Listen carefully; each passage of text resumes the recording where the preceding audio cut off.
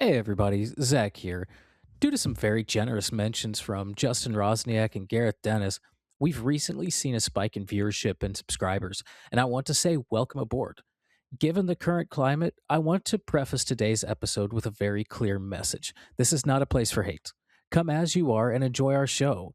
If it hasn't been made obvious by previous guest and discussion topics, we want to foster a community that is safe for everyone, including members of the LGBTQIA plus community. Joe and I aren't perfect, but we strive to be welcoming and inclusive for everyone. If you have any concerns with something we say, please feel free to reach out to us at SYDDOYWTW at gmail.com. That email address will be in the description. I know it's a mouthful. We both check that email and we frequently discuss things that are sent to us from listeners like you, so your message will be seen. We love you all and hope you enjoy the show. Thank you. Are we ready now? Is everything done? Yeah, I'll be finished typing by the time we get there. I'm just typing in speaker notes. Okay. If you're good to work on that in the meantime, I'm good for it. Do you need like a couple minutes or? I'll be done by the end of the news. Don't worry. Okay. Oh, he is dedicated. He is confident. I like that. Okay, cool. So I think this is a first where the podcast is being worked on while we're recording. I like it. We've made it to 22 episodes. That really tracks for this show. But hi everyone. Welcome to another episode of Somehow You Didn't Die on Your Way to Work. I'm Joe Zeta. I'm Zach Lybrand. And I'm Nick Boyko. And we are here. Hi, Nick. Who the hell are you? Why are you here? Tell the people why you're here. Well, I'm here as an IT consultant. And the reason for that will become very clear later. He's also here because this podcast is a jobs program to get our friends to do work on this podcast for us. I mean, pretty much. It's worked out well. Yeah. So, in the endless line of trying to figure out how to get all of our friends on this, which I should say right front, DJ, yes, we will do the Circus Train episode at some point. So I'm excited for that one. Work with Zach on that because you can lobby him directly. But anyway, let's go.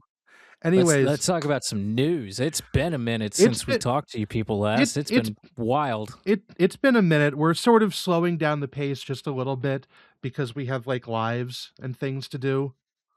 And it's the summer and everything always gets more hectic in the summer for me. Absolutely. So, but we're still here. We're still doing stuff. Going on to the news slide. Here's our news brief.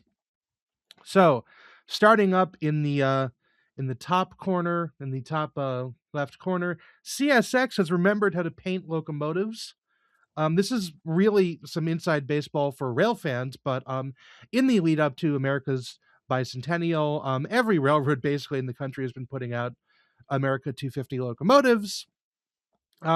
Everyone was kind of worried about what CSX was going to do because for those of you who care about that sort of thing, CSX has put out a recent crop of heritage units over the last few years, which sucked. They're all trash.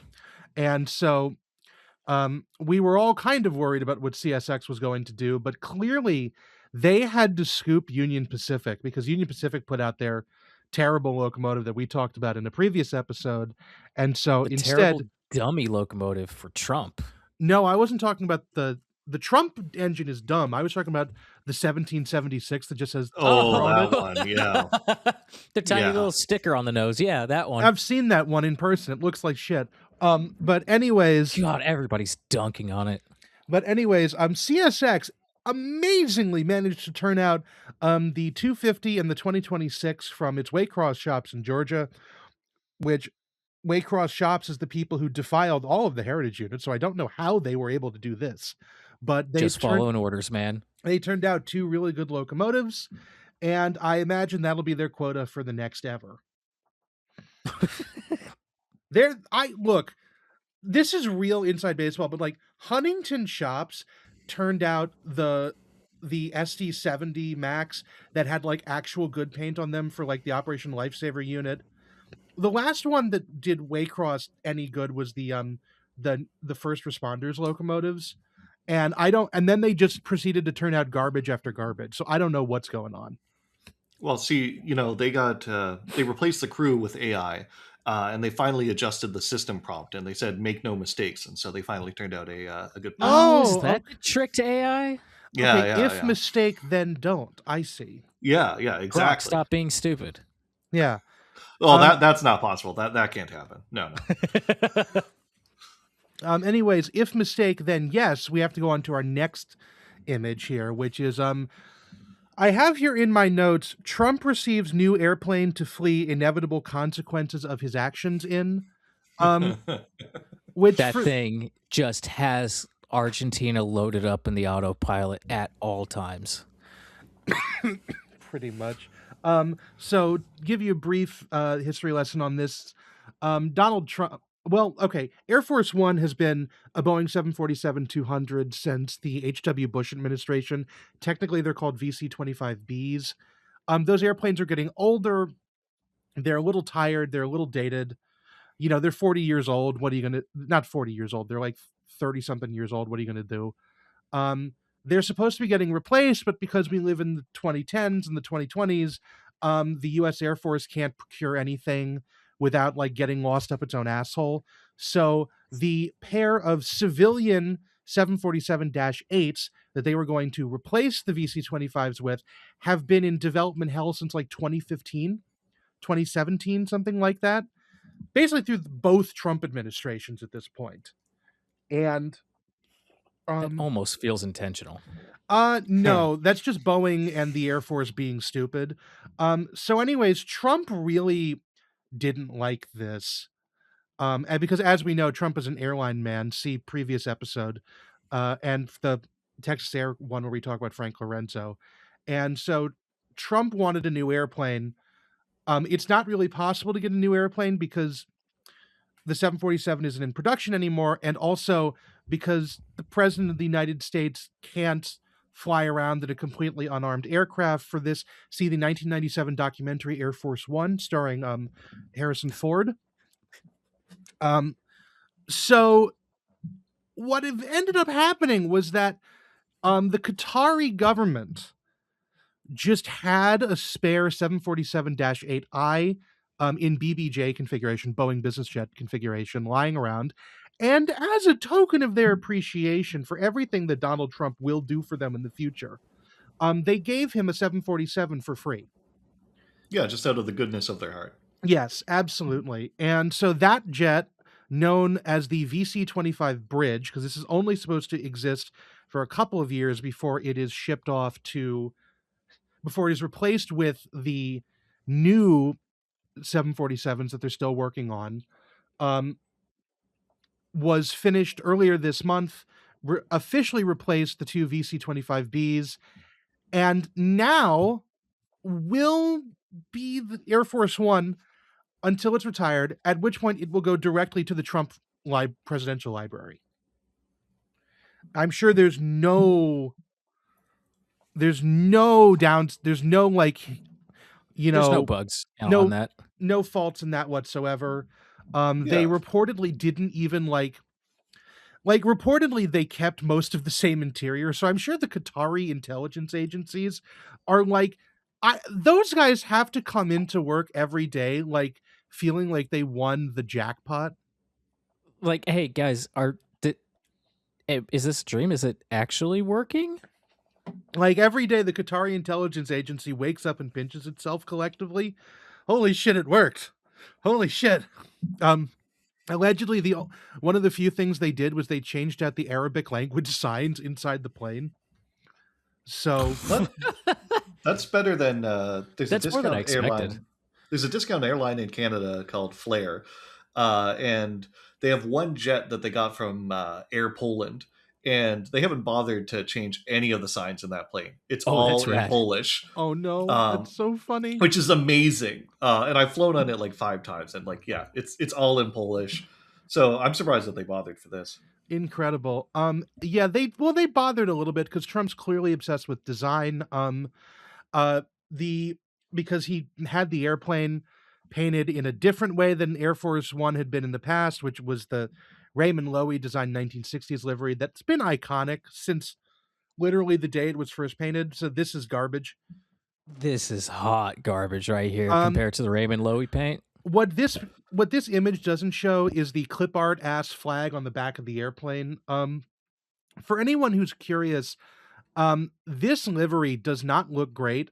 There is a good way to do it. I actually, from the Value Jet episode, from last episode, please look up the airline that we mentioned a couple of times called Nations Air.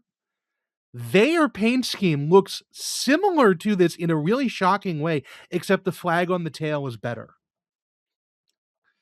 Like, if either of you guys want to look that up, it's really I just did. interesting. I forgot about that. Oh, that is nice.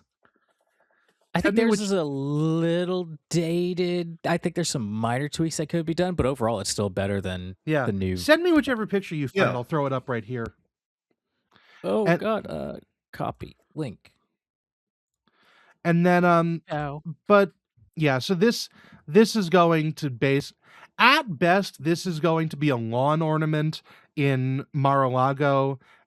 More likely Trump is going to be enriching himself flying around on this for the next ever. Well, I mean, it'll be that lawn ornament at the Donald Trump Presidential Library if they can get it back from wherever he landed it in Argentina. Yeah, That's true. that's what I meant. Yeah, the it'll be flying him to Argentina, wherever.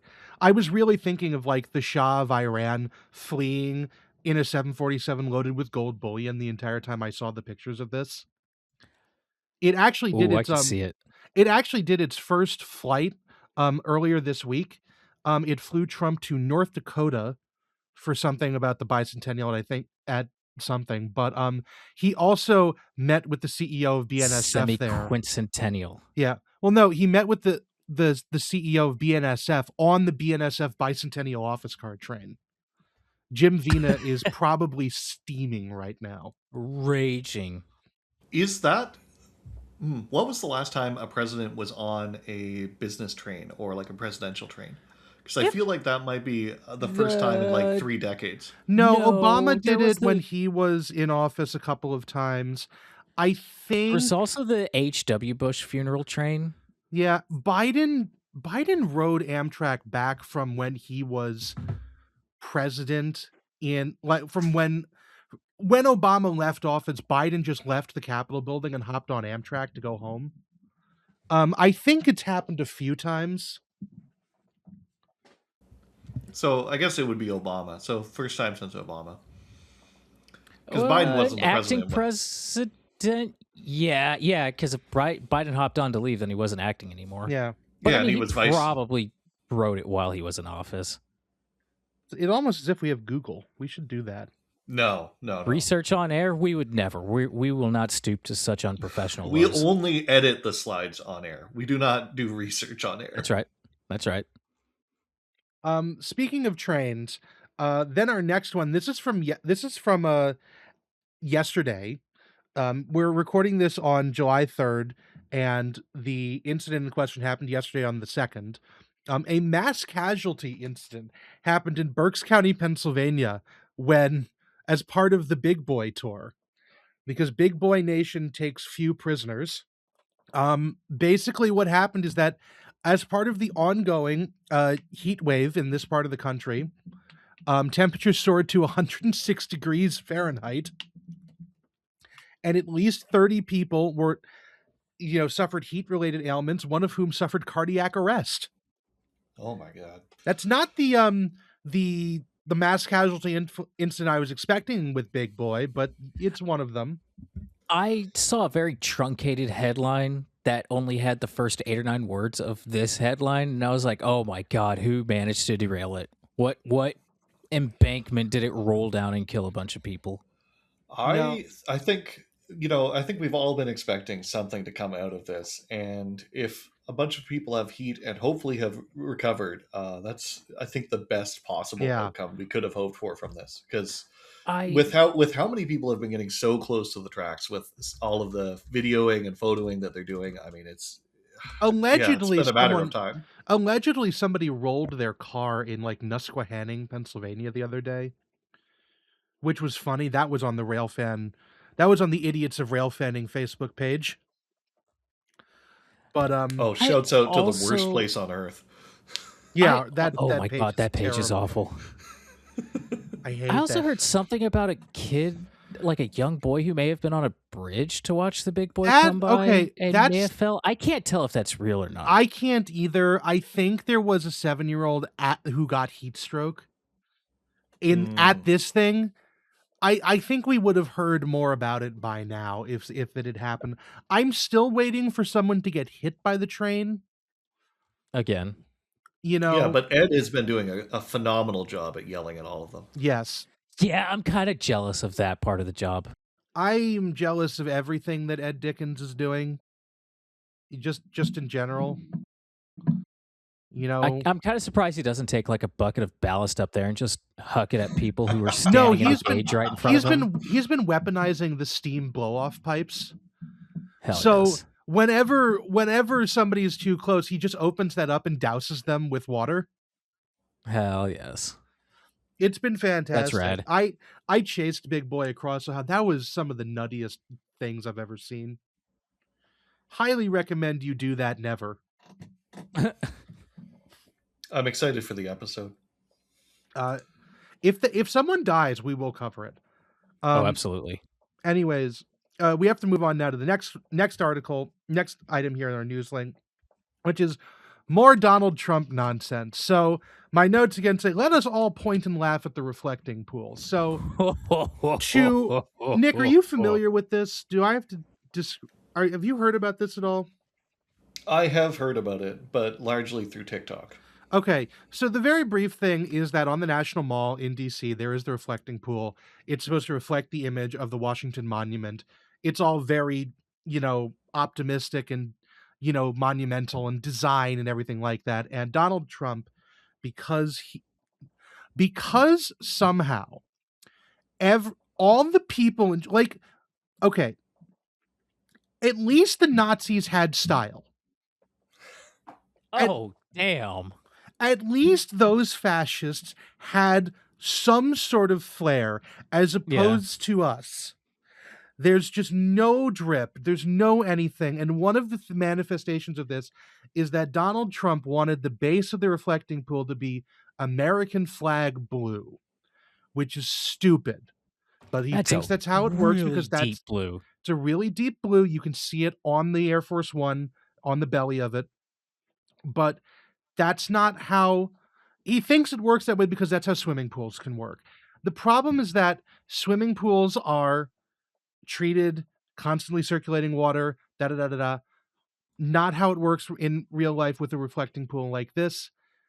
The contractor he hired, because he hired some sketchy person who's probably related to someone in something with the government, used blue rhino liner, which, for those of you who don't know, rhino liner is usually what you spray on the bed of a pickup truck to make it not rust. Make it gritty, tough, Yeah, able to withstand impacts and whatnot. it's a pebbled surface, which is bad because pebbled surfaces breed moss and algae. So much surface area for them to attach to. Yeah. Second of all, the dark blue retains heat, which heats up the water, which it allows for the growth of moss and algae. Then Trump wanted to do a full Kim Jong-un style inspection of the reflecting pool, so he had his motorcade drive in it, damaging the rhino liner, which means that huge chunks of it are coming up from the bottom of the reflecting pool. Anybody who dares point that out is immediately arrested by the National Guard. Or pick up a chunk. Yeah. Yeah, I've seen that. Yeah, and then on top of all that, someone leaked, and I say leaked in real quotation marks, the MSDS for rhino liner and it's toxic to animals. So birds have been landing in it and immediately dying. Oh my god, I missed that one. Holy Yeah. shit. Yeah, no, a duck will land in it and then it'll just die. Basically, Whoa. Trump built a swamp. No, a toxic you're supposed swamp. to drain the swamp, not A make a new one. No. So there's a great metaphor coming. he's gonna in the next budget, the next year, he's gonna absolutely, and this is satire, by the way, or sarcasm. He is absolutely going to say, "I have created this swamp represents Washington and all of its institutions," and then he's going to drain it, and everyone's going to cheer, everyone's going to clap, everyone will Uh-huh. love him. Yeah, I'm it's sure gonna it's No, go going to as happen. wait. I could actually see this happening. That it's might not that might be less satire and more prediction. if he gets it right, you all owe Nick $5. Yeah, Yeah, we'll start the GoFundMe. No, it's it's our okay. Just Canadian dollars, so it's we're cheaper. no, we're doing this we have a pool going. Every time one of us makes a prediction, if we get it, there's $5 involved. Like me with saying the William Lake area will get bought by CN and that sort of thing. It's Ooh, I like need to start making more speculations then. um but Now, yes, one of the things I heard about the Rhino liner being used for this reflecting pool was that it was not only was it a bad choice, but it was also applied improperly because they just used the dirt cheapest contractor they could find. yeah. Uh, Apparently, as the liquid that is sprayed on to a surface to make it rhino lined dries, it changes chemical composition and will not adhere to fresh rhino lining chemical after a certain amount of time, like 30 minutes or so.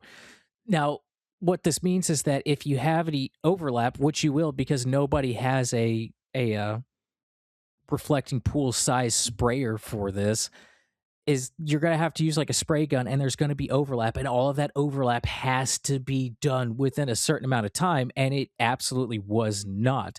So parts of it were allowed to dry, and then like at the next section was sprayed on, and that overlap was sprayed after the original section had dried. And that is a large reason why so many of big pieces of the rhino liner are just peeling out of the pool. Yeah. Yikes! Oh, also to try and kill the algae, they're just dumping like acid into it. Oh Well, They're they yeah, just did dumping hydrogen peroxide at first, which wasn't the worst idea. They used the wrong concentration, and it was kind of obvious it when like like a the algae just around the Rothko. edge of the pool died. It looks like a But Rothko painting after a while. yeah, kind of. But I mean, hydrogen peroxide, it dissolves pretty quick in water. It just breaks down into hydrogen and oxygen, which is actually probably one of the greenest things the Trump administration has ever done was use hydrogen peroxide for this treatment. But yeah, no, this is all very dumb. This is all very stupid. Fox News is Oh yeah. trying to say that people touched the pool and were cutting it with knives. It's like, no. Oh yeah. Yeah. No, it just does that. It's just like JFK's head. It just did that. Yeah. Um, but yeah, so we're continuing to just innumerable self-owns. I will say the news hasn't all been negative. The World Cup is going on, and I've loved seeing Europeans discover America. It's been a very Ooh, pleasant that's been so cha- fantastic. it's been such a pleasant change of pace from the news. Can we have the World Cup back next year? You know what? I'm super annoyed by how the public transit aspect of it has been causing me long days at work, but I do love the overtime. So please come back. Make sure you use the trains again. Yeah, And Yeah. shout out to whoever that was that started running a shuttle bus from downtown Fort Worth to the nearest Buc-ee's and taking tourists up that there was and back down again. that was whatever the local county was. It's I think Tarrant County. Yeah, was it Trinity Metro? That would make Yeah, sense. it was Trinity Metro. Yeah. Oh my god. I gotta Outshining s- Dart in every way except for light rail. They can't do that. Yeah. I got to say, Canada's on a generational run. I'm hoping for the best tomorrow. I'm sure me saying this is going to curse us to lose, but I don't know. Round of 16. It's the best we've done. America's doing very well this year. I noticed Shockingly that. well. I noticed that when I woke up on the couch halfway through the game. Um, I look, man, I'm glad that everybody else likes soccer, but we need to like NFLize this shit if we want to make it watchable. I need like a music sting and like 6 camera angles, one of which is Oh my in the god, ball no. for the penalty kicks and stuff. Like I need like Rob I don't need Gronkowski that needs to that be short there. attention span bullshit, man. Don't No, NFLize it. I need, like, this is going to be the World Cup of final round. Like, it needs to be. I want the NFL robot they have on Fox Sports. Like, get like Oh my that. god. Put some graphics in there. Like, we need a halftime show. This is. I No. need this. I can't. Soccer's too slow. Nothing happens for 35 minutes. That's okay. No, That's your drinking break. drinking That's breaks. when you go get another beer, and then another beer, and then another beer. The drinking breaks the whole game. At least when I'm watching football, I can tell when they're advancing on the goal because it's 3rd and goal, and we're like, and it's like 5 minutes left in the quarter. I can tell how that works. Also, realistically, they need a challenge system because that red card penalty was bullshit. Everybody argues about that. They're worse than the MLB umpires. Yeah. But, well, I mean, FIFA is famous for this. So Yeah. we need the National Football Association in the U.S. Anyways, we have one more piece of news very quickly. I'm sorry, What do we got? we forgot to set the timer. We're taking too long. Oh shit, we did. Oh, sorry everyone. So this is some non-transit news. NIST has finally announced that they've What is NIST? National Institute of Standards and Technology. yeah, they sell peanut butter. They are the people in charge of standards and various things. So, like, you can buy NIST standard peanut butter for testing, like, What? food additives and stuff. You can also buy NIST standard dried urine and NIST standard tea and things like that. NIST standard peanut butter. How did you not know this? You were on a disaster podcast. I've never even heard of this. Oh my god, that is a tiny jar. Well, it's what is it? Yeah. It's very 170 grams of peanut butter for $1,246. Well, it's expensive.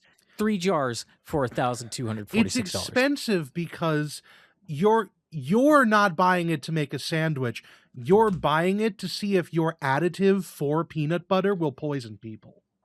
And also to calibrate equipment is what a lot of it's for. So yes. If you have like some like testing machine, some spectrometer that you're pointing at your peanut butter, and you want to see if that spectrometer performs like the company that sold you it says it would, you can buy the NIST standard peanut butter and compare it. Yes. But one of the other things... I cannot find jelly, so I can't do what I was going to originally propose, but we're going to start a Patreon, and if everybody contributes to this, we get $1,246. I will make a NIST standard peanut butter sandwich and review it in all earnest. Well, we could probably you can have a cup. You can have a cup of tea with it, and then you can do it. ISO standard cup of tea. Yeah, ISO standard cup of tea, NIST standard peanut butter. We could figure out how to make bread and jelly too. But green tea is $600. Okay, so we need $1,800. People, crack your wallets open. We are getting beyond. One of the other things that NIST does is, Joe, I need you to pull yourself together. I am Zach right now. One of the other things that NIST does is that in fall of 2001, following a very notable incident, NIST was put in charge of structural collapses in order to examine why there was so much available real estate in Lower Manhattan all of a sudden. Oof. But NIST was formally put in charge of structural collapses, which is they're basically the NTSB for building collapses. So they've only had to do this like 6 times. So they did it for the World Trade Center, obviously, and then the Station nightclub fire, a couple of other ones, and then most recently the collapse of the Champlain Towers South condominium in Surfside, Florida, from 2021. It's taken them 5 years, which is one of the longest investigation cycles I've ever heard of. But on June 22nd, they finally announced that they had come up with what the most likely cause for this collapse was, which you guys both know what the Surfside collapse was, right? Yes, that was somewhere in Florida, wasn't it? Miami. Miami, that's right. It just Yep. kind of like seemingly suddenly fell, but wasn't there Yes. like a bunch of HOA reports or something saying that Yes. they needed this work, but nobody wanted to pay for it? Yes. Essentially what happened was the the condominium had been built with because Miami has such a high water table, the garage was like basically at ground level, and then the pool was on top of that, and then the rest of the building was above that. And the pool deck had been leaking for years, slowly wearing away at the supports for the parking garage, which finally started to go. And over the span of about a month, there was a progressive slab failure as each Oh, column, as a column failed, which transferred more weight to other columns, which then oh failed my until God. eventually at like 1:30 a.m. on June 24th, 2021, half of the building imploded with essentially less than a, almost no warning. Like no, like most people in the building had no idea it was happening. There were a couple of people who had filmed from the outside that water had started pouring into the parking garage, but like from those videos being taken to like the building collapsing was under 10 minutes. No warning apart from the years of visible water damage in the parking garage. Well, yeah, but the HOA, the Yikes. condo board wasn't going to do anything about that. No, no, it's Yeah. too So, expensive. We can't do that. um, That's but yeah, I did mention this to DJ and Ray recently, and I was asked, "Are we going to cover it?" And no, we are not. This is not a transportation disaster. I am not becoming a structural engineer to learn to figure out how this occurred. If it's Just not on wings or wheels or water, I'm not interested. Can't I move. did the closest we will get to this is an elevator disaster. Oh, I ooh. forgot that's in the list. Yes, which by the way, if any of you have any form of knowledge on South African gold mines, please reach out to us. There's a disaster we want to cover, but it also involves knowing about South African gold mines. Um, We're getting a uh, wider audience, so we're casting a very vague net in the hopes that we'll catch somebody who has the right flavor of tism for this. yes, And it's okay. or You are with friends here. has learned experience too. Were you a South Yeah, African either gold or. miner? Email us at isurvived dot no email us at SYDDOYWTW@gmail.com. Subject line I survived, and just we'll figure it out from there. The the excitement when I see that notification pop up on my phone is going to be unmatched. It's gonna be 18 months from now. I have no idea what the fuck it means. It's actually going to be a spam letter that finally gets the right combination of random words to get through Oh your my god. filter. That that seems more likely. I survived. Hello, I am a South African prince with a gold mine. Zach doesn't tell me when we get emails, he just responds to them, so it's just I will never Oh know yeah, by about the way, we this. got some more. Yeah, I know. I Well, I mean, I check had the every notification for like 6 hours, so I figured you buddy, saw buddy. it. Okay. You have to tell me when we get emails, okay? This deleting emails once you read them shit is really killing me. I've left the ones that are actually from Nick, listeners. do you delete your emails when you read them? I archive them. See? See? So what am I supposed to do with this one? Spotify for creators. You have one new comment this week. Leave it. Oh, Delete. that I would delete. Just deleted it. That's not it. That was from like 3 months ago. I'll kill you. Anyways, Spotify login code. Delete. go on. Okay, going on to the next slide. Here's 3 our slides in 30 minutes. We're, Okay. we're really doing well. We needed the timer and we forgot the timer. Anyways, June 9th, this is our long form news event. June 19th, two passenger trains collide near the village of Elstow in which is near Bedford in the United Kingdom. Two passenger trains, the 1B67 service running from Nottingham to London St. Pancras, and the 1H46 Corby to St. Pancras service collided outside of Elstow, killing the driver of the Corby train. This happened on the Midland Main Line. We're still not certain what's happened. This is actually a really weird one. So the first train, the Nottingham to St. Pancras train, apparently had a signaling failure happen with its AWS system, which you can remember from the episode we had with Gareth on Tangmere, where the train was basically told that it had passed a signal of danger when the signal was in fact clear. This caused the train to come to a halt, at which point the second train coming up behind it actually passed the signal of danger and smashed into the back of it at speed. That's a hell of a failure right there. Yeah, 160 people were injured, and the driver of the second train was killed. There's still not a lot of that we know about this accident yet. The RAIB is investigating it. I bet we'll cover it once it comes out. But this is one of those ones that everyone's a little hesitant to speculate wildly on because someone has died.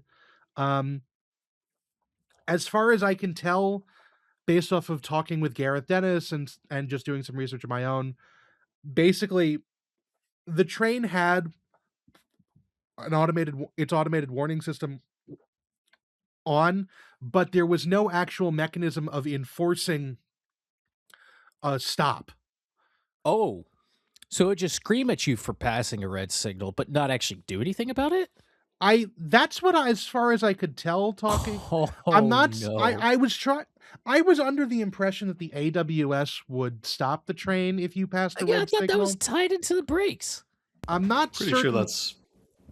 Unless you hit the magic valve that I'm not certain. what's his nuts did on the Tangmere. Yeah, Mel. I'm not certain how that happened, because that was my understanding as well. If you happen, we'll find out with the report, obviously, but if you happen to know more about this exact situation, please do leave us a comment or email us. We'd love to act. This is not a joke. I'm still scratching my head at this one, trying to figure out how exactly it happened. Does anyone? Do either of you guys have a thought? I mean, the only thing I could speculate on is if it wasn't hooked into the brakes and it was just firing an alarm, if it's one of many alarms in the cabin. I mean, this is something that we're seeing more and more lately across many industries. It's that there's just this overwhelming amount of alarms, and it might have gotten dismissed. Is that you just ran a red signal alarm, or is that the one that tells me that the little air cylinder under my seat has gone out, so the ride's going to get a little rough? Or even worse, it's a temperature sensor that's broken somewhere. Oh yeah. Let me go through. Let me see if I can find my messages with Gareth and see if I can remember what we were saying. Where the hell? Keep talking for half a second. There we go. Well, I don't even know what there is to talk about at this point, because there's so many unknowns. Everybody involved with it has been super tight-lipped. Yeah. But I also can't help but wonder if there was a broader issue with the AWS system, if the first train passed a clear signal and was stopped as if it had passed a stop signal. Okay. Did something get reversed? Did some wires get crossed? Did a magnet get flipped the wrong way or something? Yeah, Gareth said they don't normally fit TPWS to auto signals that just split sections into blocks. That's right. It was an automatic block signal too. It wasn't one that was actually controlled by a dispatcher, but just kind of looked ahead. And if the next block was clear, you got a green. Okay. That might be it. So there wasn't one at this exact. This is going to be a much more complicated accident than it seems. Gareth Dennis revisits the show whenever this report comes out. Calling it now. That's my prediction. Y'all owe me $5. It's that. What sort of Kalshi level insider trading is this? We can just ask him. You know what? If we can do this in the States now, I'm going to take full advantage of it. Okay. I got projects around the house I want to do, and I'll get them $5 at a time. Can I also just say that so many of these places have just fake ass names? I'm looking at this map. We've got Harborough, Desborough, Kettering, Thrapston, Burt. Okay, those are two different names. Irthingborough, Wellingborough. It's English. You can't. Don't think about it too much. Okay. Okay. But now we have to go on. Now, if there's nothing else to cover with this slide, does anyone else have a comment, concern, anything? Nope. Cool. We're going to go on to the actual reason why everyone's here.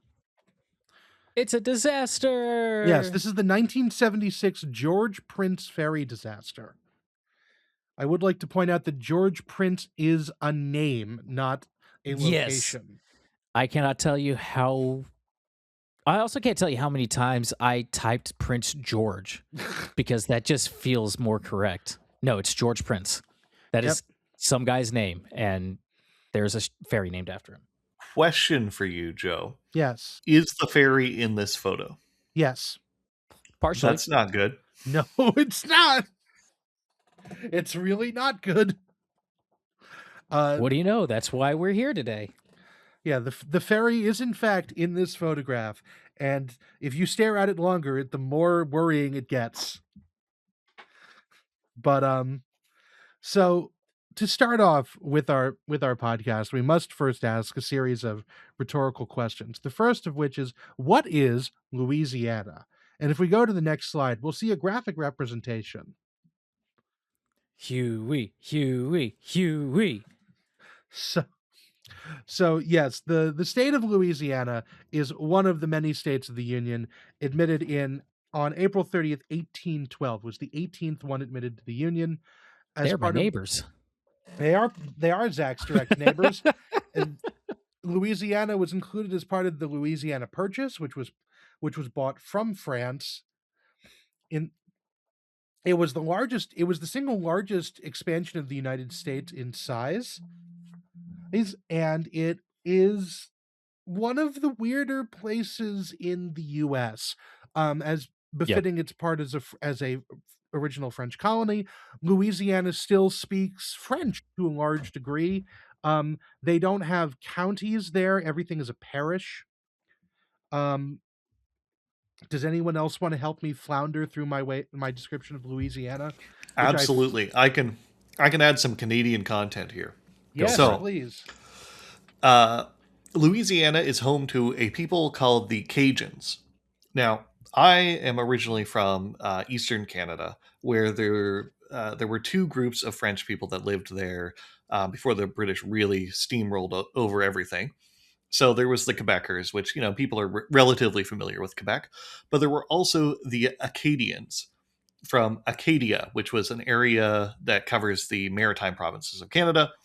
Of course, the British were really suspicious of the Acadians, particularly around the American War of Independence, and so committed a genocide and kicked all of the Acadians out. And so they went to the only French colony around, Louisiana, and through some good old American mispronunciation, they went from being Acadians to being Cajuns, which is true. And then all these English people moved into New Brunswick, Nova Scotia, and PEI and said, wow, there's all these empty houses with Bibles in them already.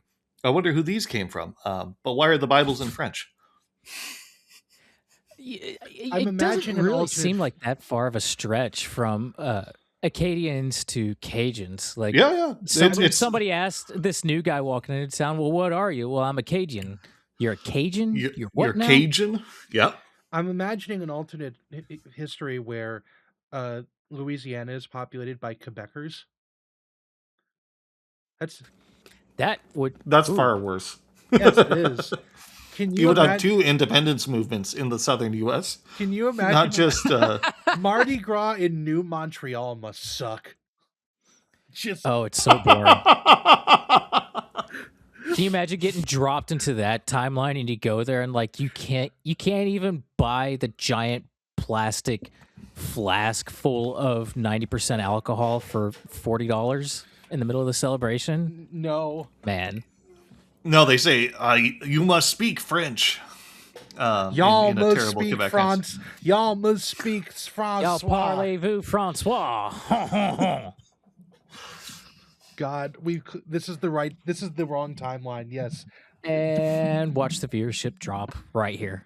You know, our viewership, I've been looking at our analytics recently. We had someone on Spotify watch from Botswana recently.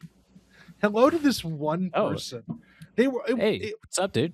They were on like a separate app that accessed the Spotify thing. I don't know where they came. Were you on vacation? What was going on there? Please reach out to us. Who are you? Email us.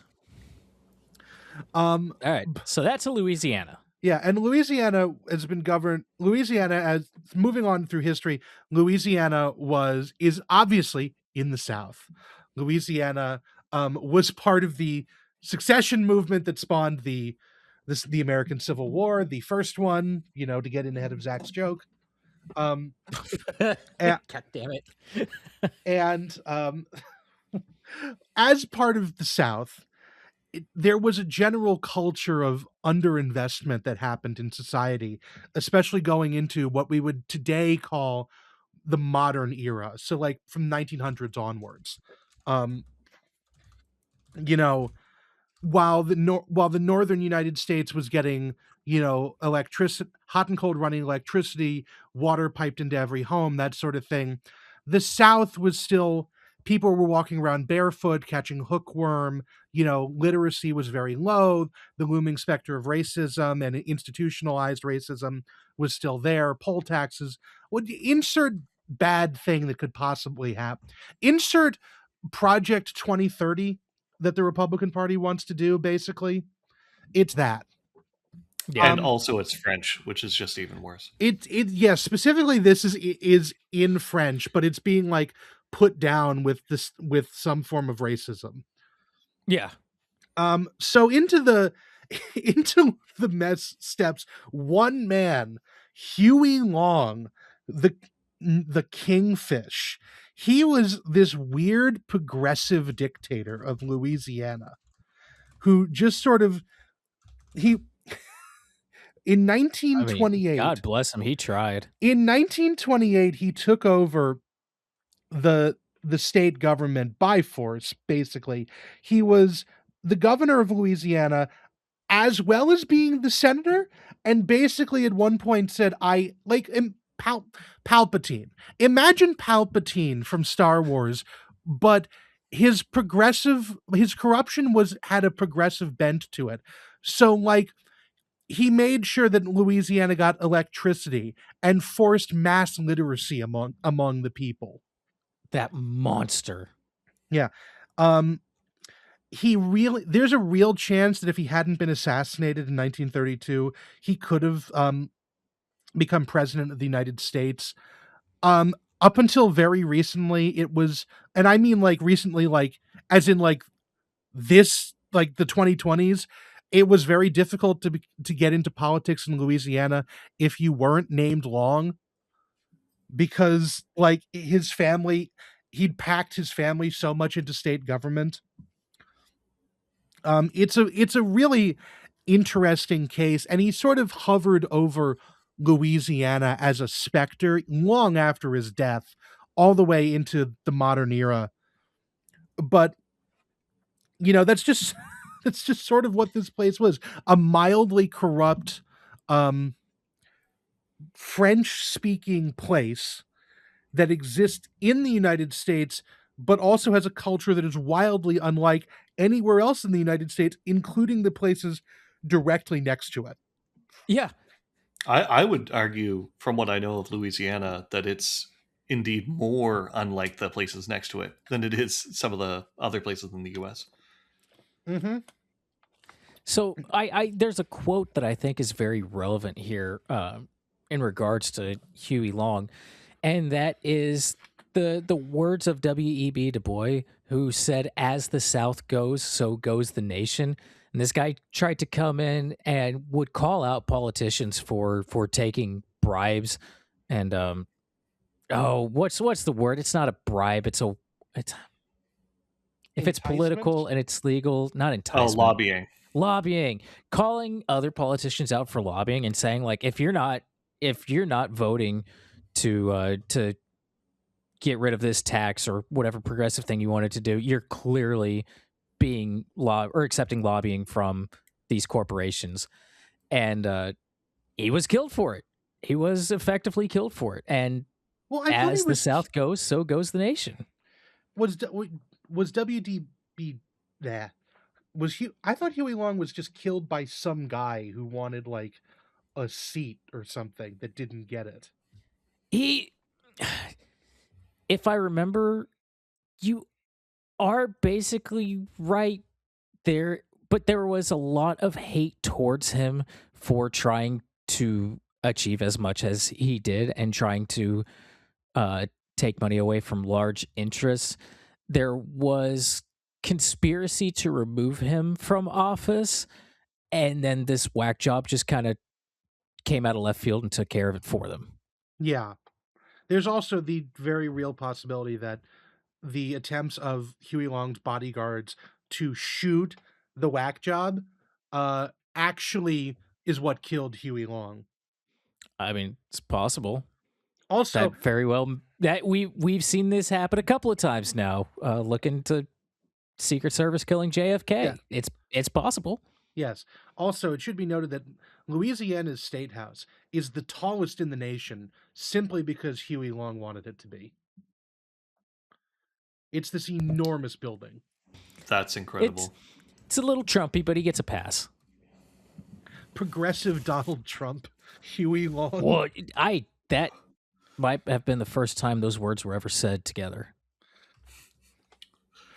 I'm over here on brand new sentences all the time. But anyways, now we're going on to the next slide because we have now successfully proven how little we know about Louisiana, except That's for right. how much Nick knows. I'm so glad you know that. Well, as you And the can food see, is good. front We and know center. that. Well, yeah, of course. As we can see, front and center here, there's the Canadian River, which is why I'm such an expert. Yes. So yeah, Prince. yeah, we are now on the next slide. We're talking about the Mississippi River, Old Man Mississippi, the largest river in the United States by just about every measure possible. Its watershed stretches from western Montana all the way out to the Pennsylvania foothills. And it is a lifeblood of commerce, of industry, of farming, of the entire middle United States, basically. If you ever wonder why there's not a lot of, you know, why there's only a couple of north-south railroads in the United States, it's because the Mississippi River takes over a lot of that traffic, even to this day. Or To this day, they ship so much down the river. yeah, or why is Chicago a huge railroad hub? Because as you get further north, it's a lot easier to cross the Mississippi. There's a reason why there's only like 2 or 3 bridges that connect Memphis to Arkansas. There's like 2 or 3 bridges that connect St. Louis to Illinois, that sort of thing. And so all these places are, railroad hubs, but they're not hubs with a capital H the way that Chicago is. Because you can go because like out of Chicago, you can go north and effectively go around it. Like what the was it the Milwaukee Road or the Chicago and Northwestern that like went all the way north in Minnesota? I I think it was both of think them. that one was C&W. Yeah. Um I don't know. The Midwest is flyover country. I don't pay much attention to okay. We'll discuss that later. But anyways, as you get further and further south, the Mississippi basically gets to a point where it is a like dominant force. It's a force of nature. Basically, if it floods its bank, that's it for you. Millions and millions and billions of dollars have been spent trying to coerce Old Man River into staying in his fucking lane for once so that it doesn't like swamp a town or something. Um it's like I think fiction would actually struggle to describe something as influential as the Mississippi River. And you're he's not kidding about trying to get it to stay in its lane. That's not a euphemism. That's a literal thing. It's a constant fight to get the Mississippi to stay where it is at all I times because it's water. It wants to erode. It wants to like wear away different paths. And there's massive works, particularly by the U.S. Army Corps of Engineer, just to keep the damn thing where it was yesterday. well, And I was just gonna say I think that's most of what they do.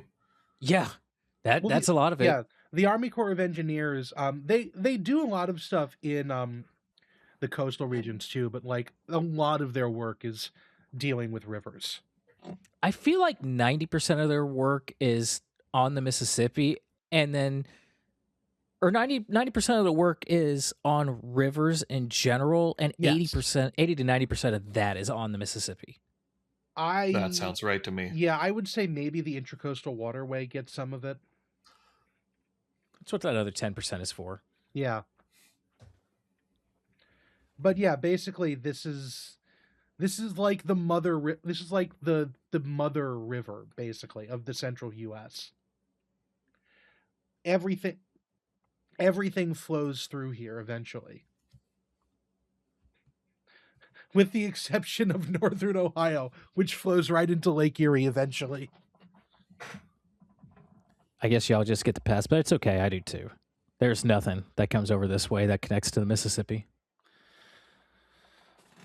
But yeah, no, it's an incredibly vast watershed. And you know, specifically what we're talking about is down as it gets into New Orleans, this river is like miles wide at various points. So like Ow, ow.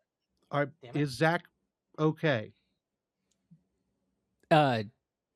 Briefest of sidebars, I have a kitten now, and that's as much as Oh, I'll go yeah. into it, and she just latched onto my leg. Yeah, that sounds about right. Just kitten things. Just kidding. My bad. Okay. Yeah, okay, down at its I'm sorry, I lost my place. Down at the southernmost reaches of the river, basically the entire your thing is like miles across. So it's, you know, you can live on one side of the river or the other, but it's kind of hard to go in between them, which is where we're sort of coming in on, considering we're talking about a ferry. A ferry, one of many ferries. Uh, the Mississippi, like Do I all big rivers everywhere. Yeah, you can wait. There's two icons with your name on, or two slides with your name on them. Are you the one with the caricatures? Now I am. There you are. Okay. Like all rivers, people often don't want to stay on just one side of the river. So, what do? You set up a ferry. You can take people or cars or both on a small craft, one side of the river to the other.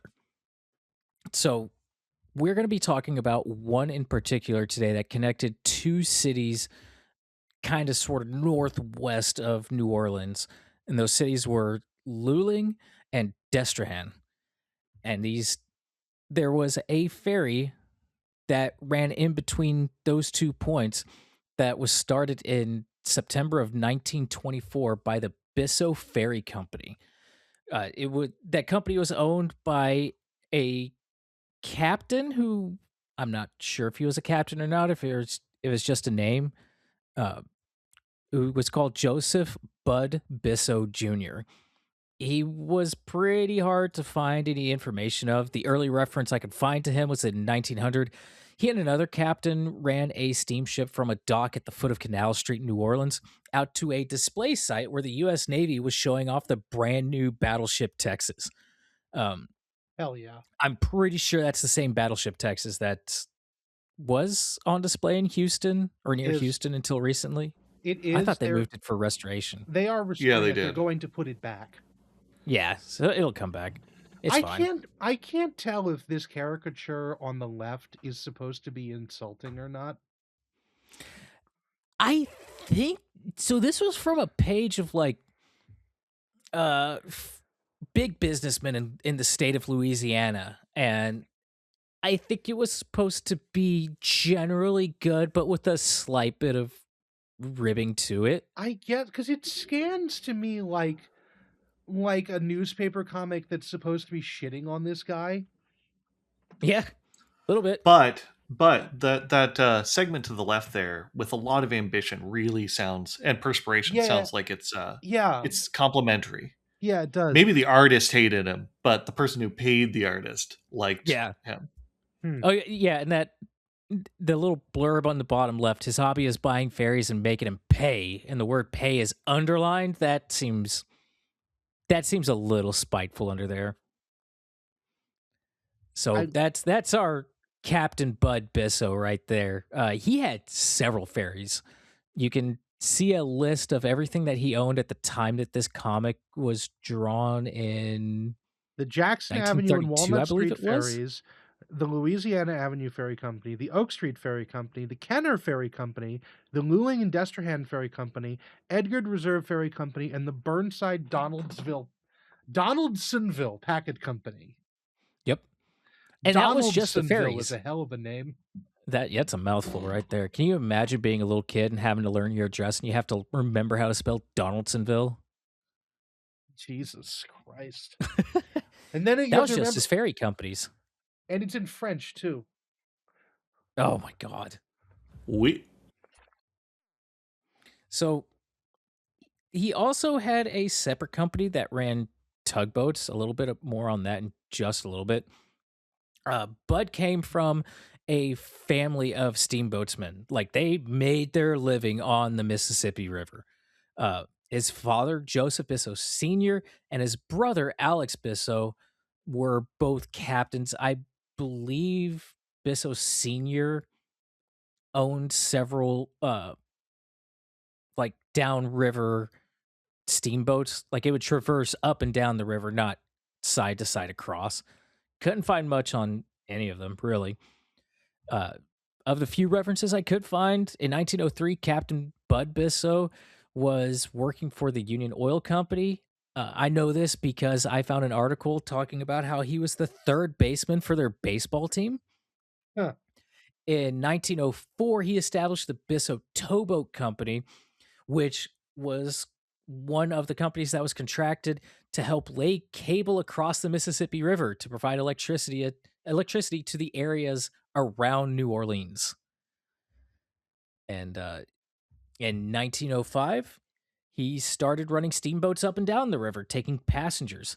So he had his hands in a little bit of everything. Um, this worked out well for him, kind of made his head a little big. He named a tugboat after himself. So there was a Captain Bud. There is still a tugboat named Captain Bud because the Bisso Tow Company is still in business today. And they have an active Captain Bud. Did you email them at all? Did you ask them about? I thought you said you emailed them, or did we I don't not want to go that far? I don't remember. I don't actually remember that conversation. I emailed someone later in this story. They did not Ooh. respond by press time. Oh, I so that's how it goes way too often. yeah. But the Luling Destrehan Ferry, that's the one we're going to focus on today. Originally, it was only operated during daylight hours. Eventually, it went to a more fixed schedule of 7 a.m. to 6 p.m. By 1927, he was charging 50 cents per car to use the ferry and also extended the operating hours from 5 a.m. to 9 p.m. It was becoming very important to the region. Ferries left the West Bank, Luling, on the hour and the half hour and departed the East Bank, which was Destrehan, on the quarter hours. Later in 1927, the price to use the ferry was reduced, But the dogshit reporter that wrote this article that I was reading at never actually said what the new fare was, only writing that Captain Bisso agreed to, quote, reduce rates on a parity with the Walnut Street Ferry, which he also owns, end quote. Uh, Fuck you, unknown 1927 reporter. You suck at your job. Tell the You people what they're going to be paying. What's the likelihood of somebody using both ferries? have a In really weird 1930, commute. yeah, there is almost nothing in the news about it till 1934 when apparently there were slot machines installed on the ferries. He had a couple of crafts that he was using for it at this point. Uh, Both of them had, or at least two of them, excuse me, had slot machines on there, which I thought was legal because I thought Louisiana's whole thing was you can gamble if it's on a water vessel. It's 1934, man. I think even Yeah, if it was legal, you didn't pay Huey long enough money. apparently not. But one of the they were discussed the blah, blah, blah, blah, blah. The slot machines were discovered on these ferries and destroyed by the Cossacks, who were the goons employed by Brigadier General L.F. Guerre, who was the superintendent of the Louisiana Bureau of Criminal Investigation and Identification. And that was the most exciting thing I found about this prior to the How quick episode is it? How subject. long is this ferry trip that you can gamble on the way across? It's like 5 seconds. It's like 5 minutes. That's as far as I could tell. Yeah, it's about 5 minutes. But if you've got a quarter, that's enough time to walk over. Or, this time it's probably penny slots. And that may have even been a little much. But you got enough time to walk over, drop a coin in a slot, and pull the arm, see what happens. Quick, we must go over to. Quick, quick, quick, quick, quick. Park the car. Get a good spot right next to the door. Yeah, sweet. Let me get in and get the lucky slot. The Meanwhile, other it's thing I being found, destroyed by a large man in a Ushanka. I see some very angry looking guys with state badges on them. Quick run to the slot machines before they can get to them. The only other thing I could really find about the ferries was lots of little blurbs about how there was going to be extended hours on this day or extended hours on this day, and it always coincided with special events on one side or the other of the river. So this was a very essential part of the community around Luling and Destrehan. Uh, the second caricature that I have up here on the right is the son of Captain Bud Bisso. He was the secretary of the Bisso Ferry Company and was also involved with the operations. I guess he was actually qualified to operate vessels. I don't know if his father was or not, or like I said, I can't tell if the captain moniker was legitimate or what, because every time I found it, it was in quotation marks. But let's take a look at the actual operation of this ferry and go to the next slide. So to this day, you can still the ferry hasn't operated in years, but you could see where it operated. If you look up either Luling or Destrehan on Google Maps, you could see little roads kind of going over the levees, and notably the Destrehan side still has a cleared out area for staging automobiles waiting to load up onto the ferry. And Now it's used as a parking lot. yeah, I think it's used as a parking lot for the grain elevator next door, which will also come into effect later. Yeah. Now, let's go to the other or to the next slide. They didn't take a path straight across the river. Uh, Joe has included a much more helpful diagram. I couldn't I make stole heads or this from tails of someone's it. Substack. Oh, is that where you found it? That's amazing. Okay, Yes. cool. Thank you to whoever that was. I was trying to read the description of the route, and as you can see on the left, I didn't quite get it. They didn't go straight across. They took kind of a swoopy route, and it looks like it changed slightly depending on which Well, direction you it were going. follows how it works is it follows the current. So, Yes. because you always have to have the ferry pointing in the right direction, because these ferries loaded from the side, you would have the ferry come around and sort of go with the current to push it in the direction it needed to go, at which point it would turn right as it reached the dock. It's That it's a makes sense. it looks like a figure of eight. Yeah, basically. I'm sorry if you're So listening to this and not watching it. I don't have a good way of describing it other than that. so it can be loaded from either side of the ferries. All of the crafts they use could be loaded from either side. So I'll try to describe this if you're not watching. We'll start on the west bank in Luling. The vessel would depart the dock. Its left side or its starboard side would have been against the dock. It travels north just a little bit till it gets about halfway across the river and then starts to turn south, goes just a little south of the eastern dock, and then makes a big sweeping turn up to the eastern dock so that the right side of the vessel is up against the dock. They Well, you load and can't make as unload big of a sweeping turn because there's the grain dock right next to it. right there. Yeah, there's a bit of hyperbole there. But I mean, you could see, I know I'm describing this for people listening. Uh, but if you're looking at this diagram, the route to go from Luling to Destrehan cuts right in front of a ship that is assumed to be docked at this grain elevator that's jutting out right next to it. Like they're probably getting within a stone's throw of a ship docked there.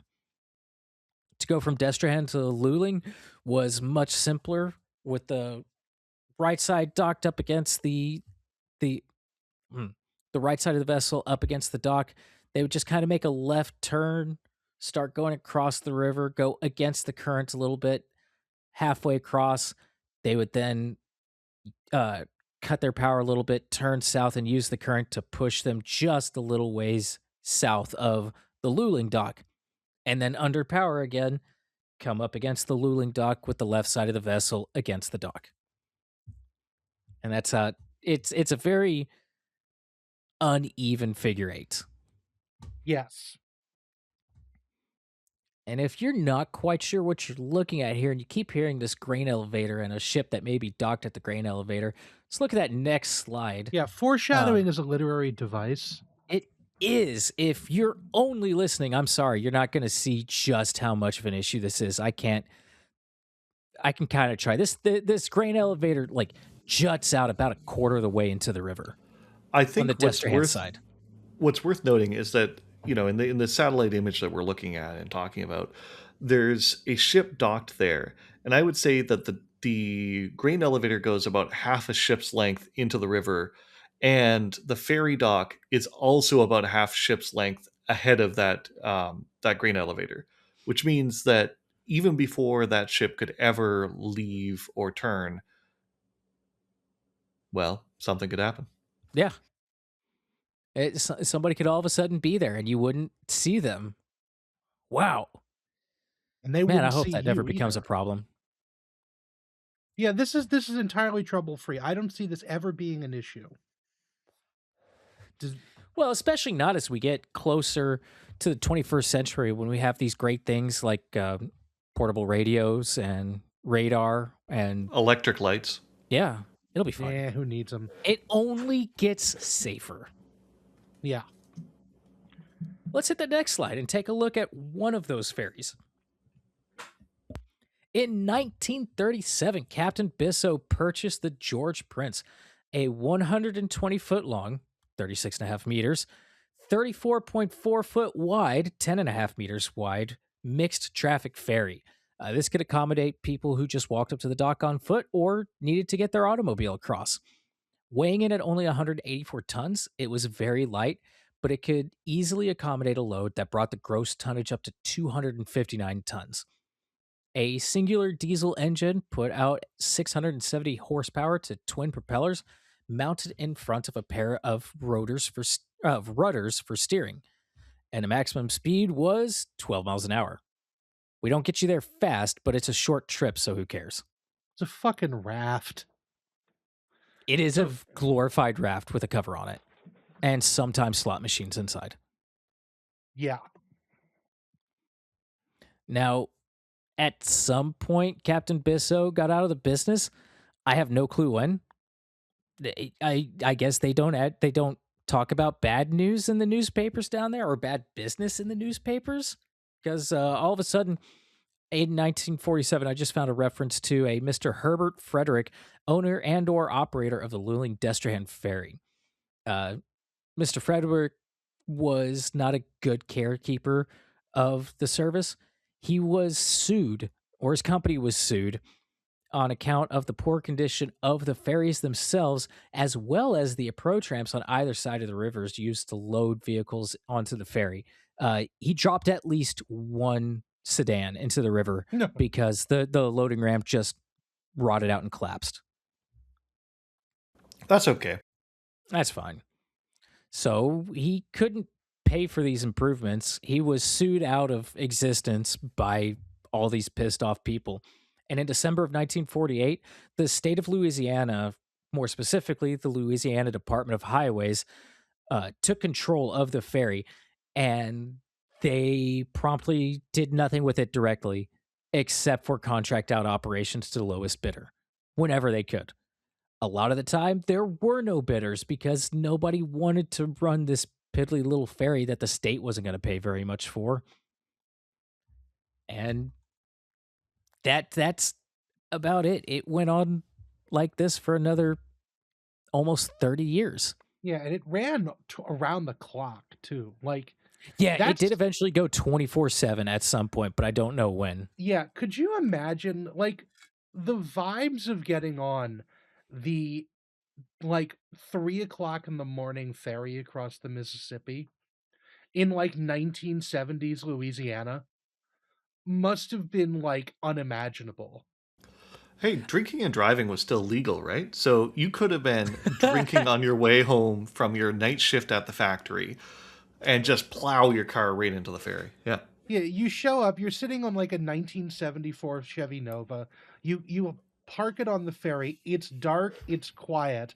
There's mosquitoes and whatever else is out there. Oh And you my just god, sit mosquitoes the size of B-52s. you sit on the hood of your Chevy Nova drinking rye whiskey and just watching the world go by. It must have been absolutely incredible in a way that like we can't comprehend nowadays. All the lights would have been like sodium vapor, so it would have all been orange.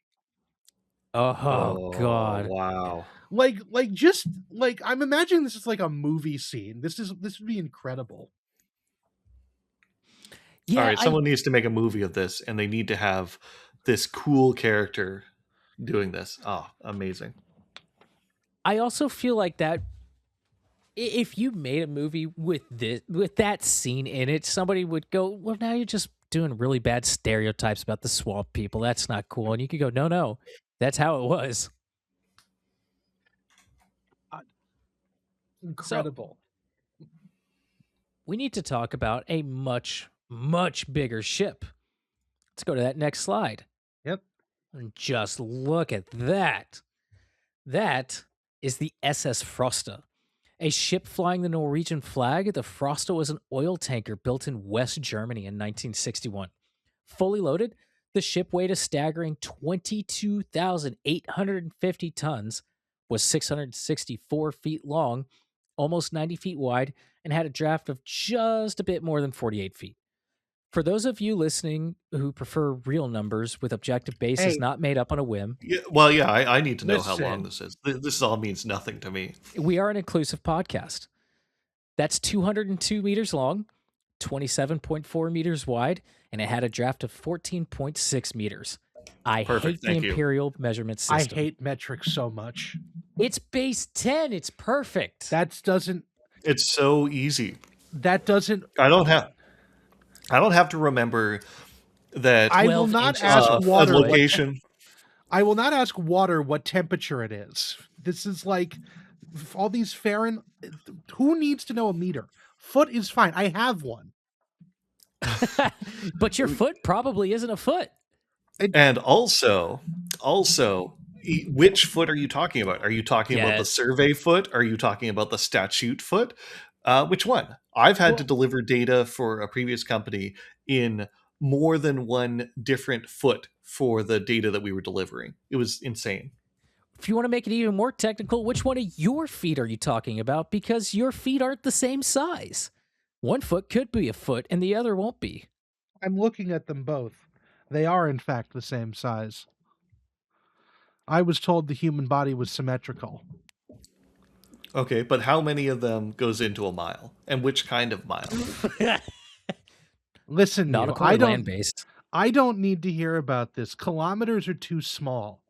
Why am I doing 100 kilometers an hour at 60 miles an hour? This doesn't make the number. Nick, what's a nautical kilometer? Oh, that's right. It doesn't exist because you don't need that distinction. You're still. Which country went to the moon? Was it one that used feet or was it one that used meters? Do you know what meters for that? I was about to say? Do you know what they used for that? They used feet, and you know it. No, they didn't. For all the press stuff, they did, but when they're doing their calculations, they used the metric system. Whatever. Meanwhile, the metric system caused that research on air. That one Air Canada plane ran out of gas because of the metric system. I will not be countermanded on this. Remember who edits this episode? I could just make you say that you love the imperial system. This is slander. There's going to be a YouTube poop of this. Someone's going to come out of retirement from not making YouTube poops in 2 decades. There's going to be a YouTube poop where we just say that we love the imperial system. And Joe says that he hates it. Joe mashed up with Hank Hill. Do I look like I know what a kilometer is? I don't, and I don't want to. So let's talk about let's keep going on the boat. You put this in the notes too, I will man. let you this is rest. like I watched you get towards it. That's right. That's right. It's on record. It's like watching a fucking Texan speak and spell. I was typing on my phone. Be nice. Now, the SS Frosta was just an incredibly average ship. The coolest thing about it was probably the fact that it had 2 superheated water tube boilers, and it plied the seas for a decade before being rebuilt to a chemical tanker in 1971. Although I'm not quite sure what exactly changed besides its outward appearance. Let's go to the next slide. I think it hauled hazmat at that point. I couldn't or maybe it didn't always, but it was capable of now. You could see it changed a little bit. It has a forecastle now, as well as the bridge at the rear. Or, I don't even know. No, is actually, it still the bridge if it's at the front? The superstructure remained the same. This is all a traditional, like, amidships pilot house. Okay. I don't know much about boats. You'll have to forgive me.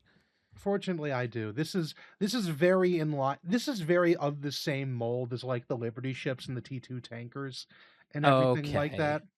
Oh yeah, I could see that. Quick and easy to produce. Yeah, this is basically, insert ship here for like the 1970s. I guess this is John Doe, the ship. The SS John Doe. This is the SS Mauve shirt because it has one identifying characteristic, and that's these big tanks on the top. As opposed to, I guess this all checks out coming from West Germany in the 60s. Yeah, Norway too. Yeah, it was built in West Germany. Yes, but run by the Norwegians. It's going to Louisiana to pick up a mysterious liquid of no importance. Wonder what could come out of there. So pure liquefied racism. I thought that was in Mississippi proper. That's why the ship's white, because that's what you have to do when it hauls the racism. Oh, that's what you have to do to let it get through the locks. Got it. Oh, that's my guilty joke of the day. So, apart from this big change and the subject of today's episode, The ship has a remarkably unnotable career until being scrapped in 1979. We will come back to that. Um, why are we talking about these two different vessels? Because it is time for the most ominous part of the episode. October 20th, 1976. On a cool morning, the Mississippi River was calm in the pre-dawn darkness along the river. Winds were steady but relatively calm, and the visibility was good despite the sky being half covered with clouds and the moon in the waning crescent phase. At 03:35, the SS Frosta was in the home stretch of its journey from Rotterdam to Baton Rouge, and the Frosta had just picked up the last of 3 pilots necessary for navigating up the Mississippi to Baton Rouge. 3 pilots were necessary for the various parts of the river, and the last one would take her from Chalmette, an eastern suburb of New Orleans, all the way up to Baton Rouge. Pilot Nicholas F. Colombo, a member of the New Orleans Baton Rouge Steamship Association, uh, was the man for this job. When Pilot Colombo boarded the Frosta, he was met upon the bridge by Frosta's master, Kjell Sletten, as well as first mate Helge Eso. I'm probably butchering those names, and I'm sorry, as well as an unnamed helmsman. The Frosta was equipped with 2 radars, and both were on, with the farthest radar reaching out about 3 miles or 4.8 kilometers. Once settled in, Colombo asked for an engine speed that would give them approximately 12 miles an hour, and the bridge signaled for half a head, which gave them an actual speed of 11.4 miles per hour. Apart from a few turns that required more careful navigation, this speed was maintained for the majority of the trip. A crew shift change occurred at 0600 with no malfunctioning devices to report or notes of interest passed from the outgoing shift to the incoming shift. Now, about 1 mile south of the Luling-Destrehan ferry crossing, Pilot Colombo observed one of the ferry boats used for this service, the MV Ollie K. Wilds, making the transit from the west bank to the east bank. So that would be from Luling to Destrehan. Due to the distance, Colombo felt that no communication was necessary between the Frosta and the ferry. Now, the East Bank ferry landing was obscured from traffic going upriver by a grain elevator. A ship being loaded at said grain elevator, the MV Polly Viking, completely obscured the ferry landing until the Frosta was just 1/4 of a mile downriver of that landing. The Frosta reached that point and observed both the Ollie K. Wilds and the George Prince ferries docked on the east bank. As they came closer, the bow of the Frosta reached the stern of the Polly Viking, and the George Prince ferry set off. And Joe, I think you've got this one from here. Yes. It's around 6 a.m.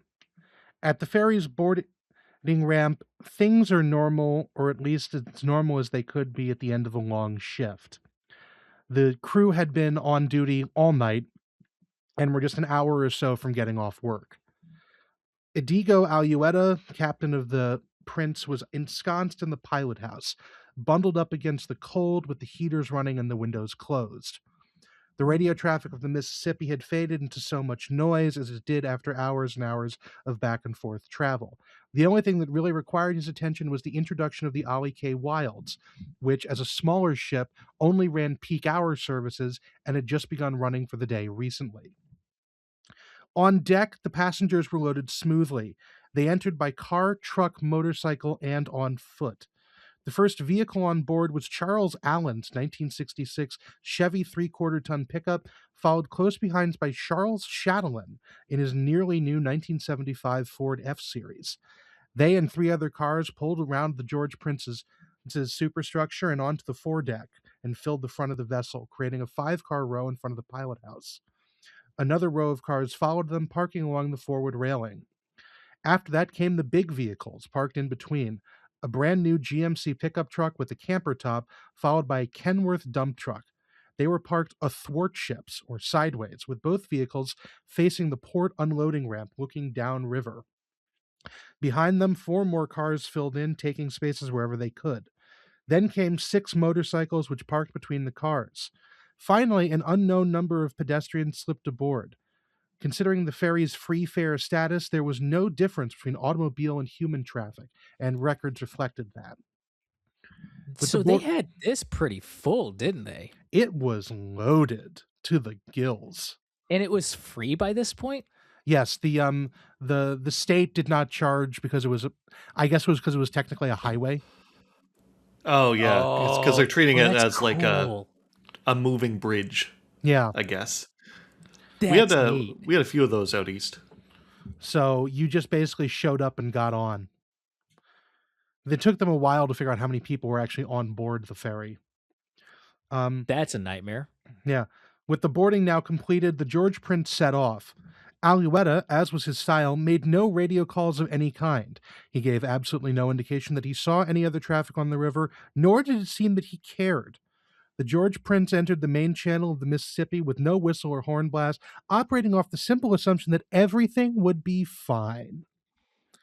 He's Everything done was this like 60 times in this shift, and it went fine every other time. It'll be fine this time. He's been working 3 days in a row. You know, you got to forgive him.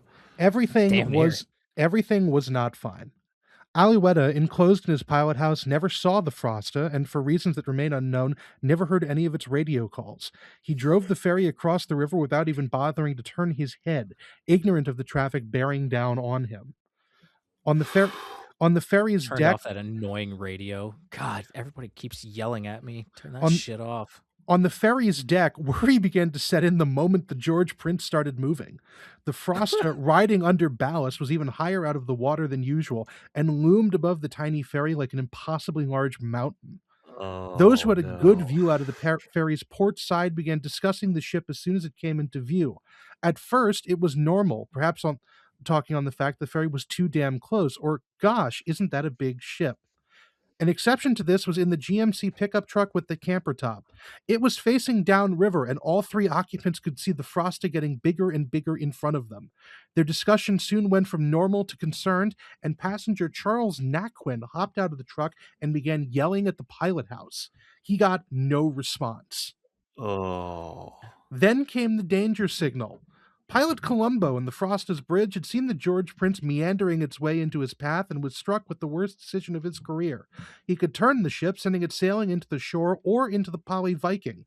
He could reduce power, which might not do anything, or he could hope and pray that the George Prince would move out of the goddamn way, yelling radio calls as he did so.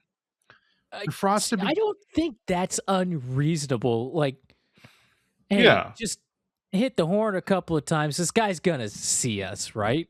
He's gonna see the mountain flowing down the river. The Coast Guard it's- would disagree with you, but I don't disagree.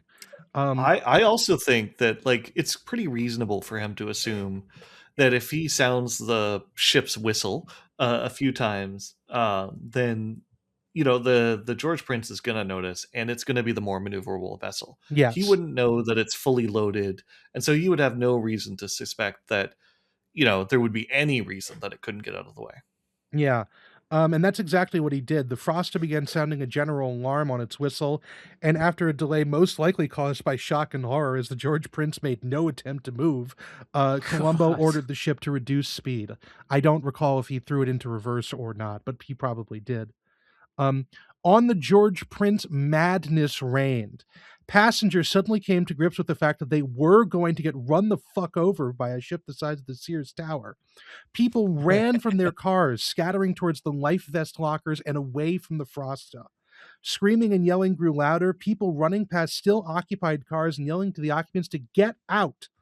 It would only work so well. Even in 1976, cars were insulated enough that the sound of the Frosta's horn didn't penetrate the interior soundscape. Most people, especially those on the upriver side of the ferry and inside the passenger compartment, never saw the Frosta coming. I mean, the insulation in those cars would have been made out of asbestos, which, you know, it's pretty good soundproofing. Yeah. You also have to remember that most of the cars were on, so the radio was running, the blower was going. Oh yeah, you get multiple it's witnesses. chilly, the heater's going. Yeah. Multiple statements said that people heard it when they heard the Frosta when they got out of the car. Oh God. Oh yikes. Alan Fisher, the driver of the dump truck, began flashing his lights and sounding his air horn, alerting fellow passengers of the danger. He saved at least 2 lives. David and and Brian Broussard, riding in the Chevrolet behind his truck, saw the flashing brake lights and thought that he was going to reverse into them. Stepping out of the car, David suddenly became aware of the calamity he was about to face, ran around, and woke up Brian, who was asleep in the passenger seat. All three men would live as a result of this. Charles Chatelain, in his nearly new Ford F-Series, saw the chaos surrounding him and thought it would be safer to remain in his truck. Ooh, And the no. Frosta hit. Now, Next slide. before we roll on, I think it is important to note that not only was Pilot Columbo sending out signals on the ship's whistle, he also had a handheld radio that was equipped with all 4 channels that were used on that section of the Mississippi River, and he was like flipping through each channel trying to contact the George Prince. Uh, at first, a it was said that he was like sending out a broadcast about every 15 seconds or so, and as they got closer and closer to the ferry, like he would flip to a channel, say basically get out of the way, flip to another channel, get out of the way, flip to another channel, get out of the way, and he was cycling through them, trying multiple ways to get in Oh, touch with oh the yeah, ferry. he was. I think that whatever was going on was more of a problem with the ferries because the master of the Ali K Wilds similarly didn't hear these things, which makes me think that it was probably common practice on the Luling Desterhen ferry to not give a shit about what the radio was saying and probably had that turned all the way down because he didn't because this is something that that I'm not sure if I have a really good place to mention it, but the Ali K Wilds was at this point just docking at the other side of the river where the George Prince had just left from, and they had not heard a goddamn thing in the pilot house on that boat until a passenger shouted to a deckhand, "Holy shit, the George Prince just got run over." And then the deckhand ran up to the pilot house and threw the door open. So, Oh, Class yikes. operation.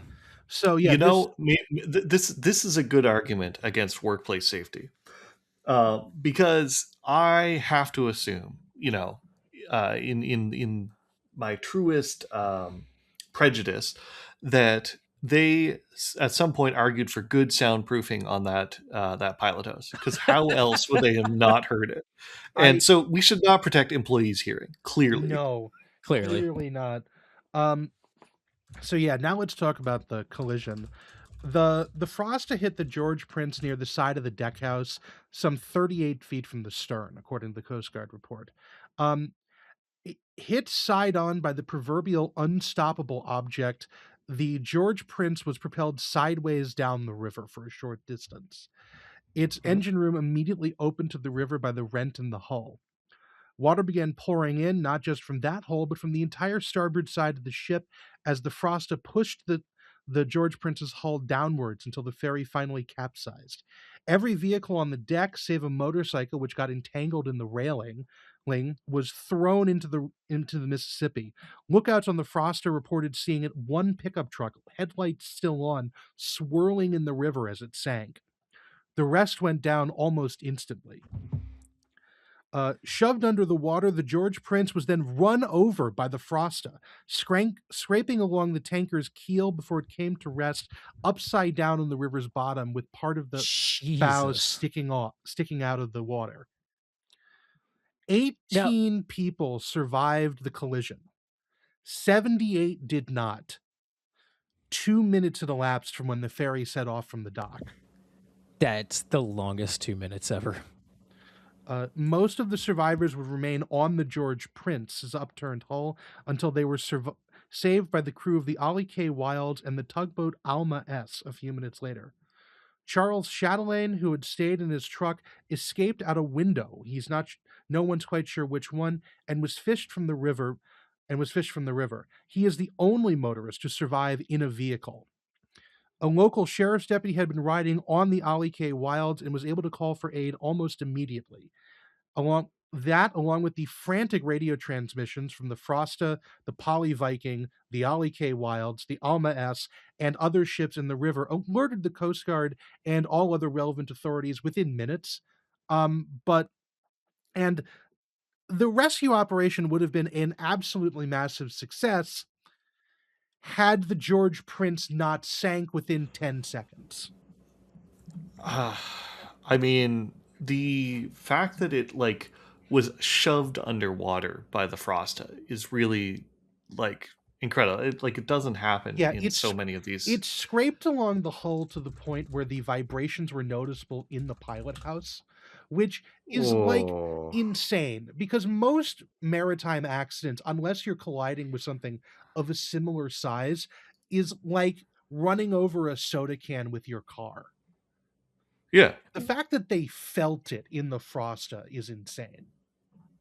Now, something else that really didn't help with it. Can you backtrack to slide 11 for just a second? Uh, What's on slide 11? it's the two different pictures of the George Prince. Gotta go back. Let's see. 1, 2, 3, There we go. 4. So take a look at the deck of the George Prince. It is wide, it is flat, and the upper left photo shows the ferry not very heavily loaded. Like I still see a lot of open deck space on there, but the deck is extremely low to the water. Bottom right photo shows it laden down a bit more and the deck is even closer. That draft gets drastically reduced when it's loaded. Yeah, this ship Uh, has the George Prince has very little freeboard and yep. very little reserve buoyancy as a whole. And when you get more water on the deck than the scuppers can drain out, that's capsizing. That's when you get capsizing conditions. And it had that almost instantly. Yeah, it was being imagine like if you take a bath and you like try to sink your shampoo bottle. Basically, that's what you're doing. Yeah. Like you are just holding it underwater until the bubbles stop coming out. Which is what that's what the Frosted did. It shoved it under in such a way that just recovery was impossible. That's horrifying. Yeah.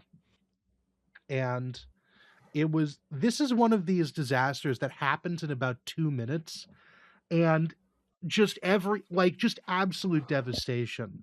And keep in mind, it's 6:00 in the morning. It's still dark out. This happened in like pre-dawn twilight. Oh, let's see. Sunrise, Luling, Louisiana, October 20th? Yes. 1976? Do 100 articles about the ferry incident. Nothing with the actual sunrise time. Okay, never mind. That didn't work like I thought it would. Sunrise time, Luling, Louisiana, October. Oh, they were still about to. Depending on exactly where you were, they were still about 2 hours out from sunrise. Yeah, it's still dark. It's dark. It's miserable. It's cold. It was like 40 degrees outside that morning. So it's just like great time for an unexpected swim. Oh, we got to do the conversion. Yeah. You mentioned something 5. that. Yeah, 5 degrees Celsius. Yeah. Gross. No. But no, it's nobody of the dead, 18 or so people were there was like 20 or so people inside the George Prince. Most of them were in like the passenger compartment. The rest of them either got out of the ship or they were in their cars when it sank. Because if you were on the opposite side of the ferry, like if you were one of the people, if you look at that picture of the George Prince, if you were on like the little entrance road right next to the superstructure and you were on the other side of the ship, you just didn't see it. You just weren't aware that was happening. Oh, some poor guy was sitting there like, why is everybody freaking out all of a Why is sudden? everybody freaking out and then the boat and then you just go in the water? It, God. Nightmare fuel. yeah. 78 people died. It's That's it's real bad. why Um why Now we have to why did ask this why. happen? Why? Well, the obvious reason is that Adigo Alouetta just didn't fucking look. Like, the Coast Guard report will go on to say that this is mostly Alouetta's fault, but there is also blame on the master of the Frosta and the pilot of the Frosta because they didn't react. They didn't slow the ship quickly enough. Basically, it could have been avoided if the ship had been traveling slower. But it's really all Alouetta's fault. Now, why is it Alouetta's fault? Let's go on to the next slide. Ooh, Um, Seagrams. so when they recovered the George Prince, they found in the pilot house a plywood box. They described it very specifically as a plywood box that had the ship's logs and everything in it, and also a liter bottle of Seagrams. Was it a liter or was it a half liter? It might have been a half liter of Seagrams whiskey. Seagrams Canadian whiskey It that was a lot, had and most of it was gone. I remember that. had one finger left in the bottle. Yep. Ooh. Oh, he's been working on that one. So, this was Alouetta, who was pulled from the pilot house. He never even left the ship. Captain did go down with the ship. Good for him. He had a blood alcohol content of 0.09, which at the time in Louisiana, 0.1 was the legal limit. So he was technically fine. The Coast Guard report specifically says, though not legally drunk, he had a blood alcohol content of 0.09, which was a trip to read. We're getting back to Larry again. We're getting back to Larry again. That's just where I was about to go. If you didn't know what this attitude was like if you were born past the point where drunk driving became an okay thing to shame your friend about, this was kind of the thing that came out because of it. A ridiculously high legal blood alcohol content. And even if you weren't that drunk, it was still kind of okay to stash a half pint of Seagrams up in the bridge. Yeah. Helps the long nights go by a little faster. Yeah, you could, smoking was good for you and you could drive drunk. Mm-hmm. You could run ferry drunk. Yeah, that was what everybody did. And show up to work, have a bit of whiskey, or if you felt like it, smoke a doobie. Watch a football game on the TV. We'll talk about that in another episode. Foreshadowing is a literary device. And oh, by the way, you're driving something really big that could kill people. What's that thumping sound? Don't worry about it. If that noise starts to bother you, just take another pull off the bottle. It'll be fine. Yeah, that's what it's there for. Yeah, it keeps you up. The pastry chef from the Titanic drank so much he didn't even get cold. That's he got cold. He didn't know he got cold. That's the important distinction. He lived though. He didn't get his hair wet. All right. So, captain of the ferry is a drunk. Yes, very much so. That seems to be about it for that side. What how about the pilot of the Frosta? We basically, it was found that the Frosta, the pilot of the Frosta. Hold on, I have to scroll through my notes here. Your 10 pages of notes on one slide? I just copied the Wikipedia page. Shut up. Because they have it all in there. Look, they had it all in there. I read the I don't blame you. Report. It was the same thing. Basically because Colombo didn't order a reduction in speed or reversal of the engine until less than a minute before the collision. the Frosta only responded to a reverse engine call like 15 seconds beforehand, which meant that effectively there was no reduction in speed. Yeah. Yeah. And For something that big, yeah, that's nothing. it was more along, and the fault that the Coast Guard found was um twofold. Was that he basically didn't slow down the ship as when he first began realizing there was a danger, and which was his fault because they thought it could have been avoided or lessened. And then they also put some blame on the captain of the Frosta because, technically he's supposed to be supervising this. It's still his Yeah. ship. Um, the first mate didn't notify him because he was not in the bridge at that exact time. He was in his cabin because, I guess maybe, a lot of guys don't like to watch when somebody else does it. So he was in his cabin, and the first mate didn't notify him until basically the collision was like seconds from occurring. So it was kind of his fault, but because it's still his ship, he's technically at fault. I Yeah, personally he's liable, but he didn't. There wasn't really yeah, anything he could I do with what he was doing personally at the time. disagree with this because um the the situation that Columbo is put into, where he's unable to turn because he's either going to steer into the path of the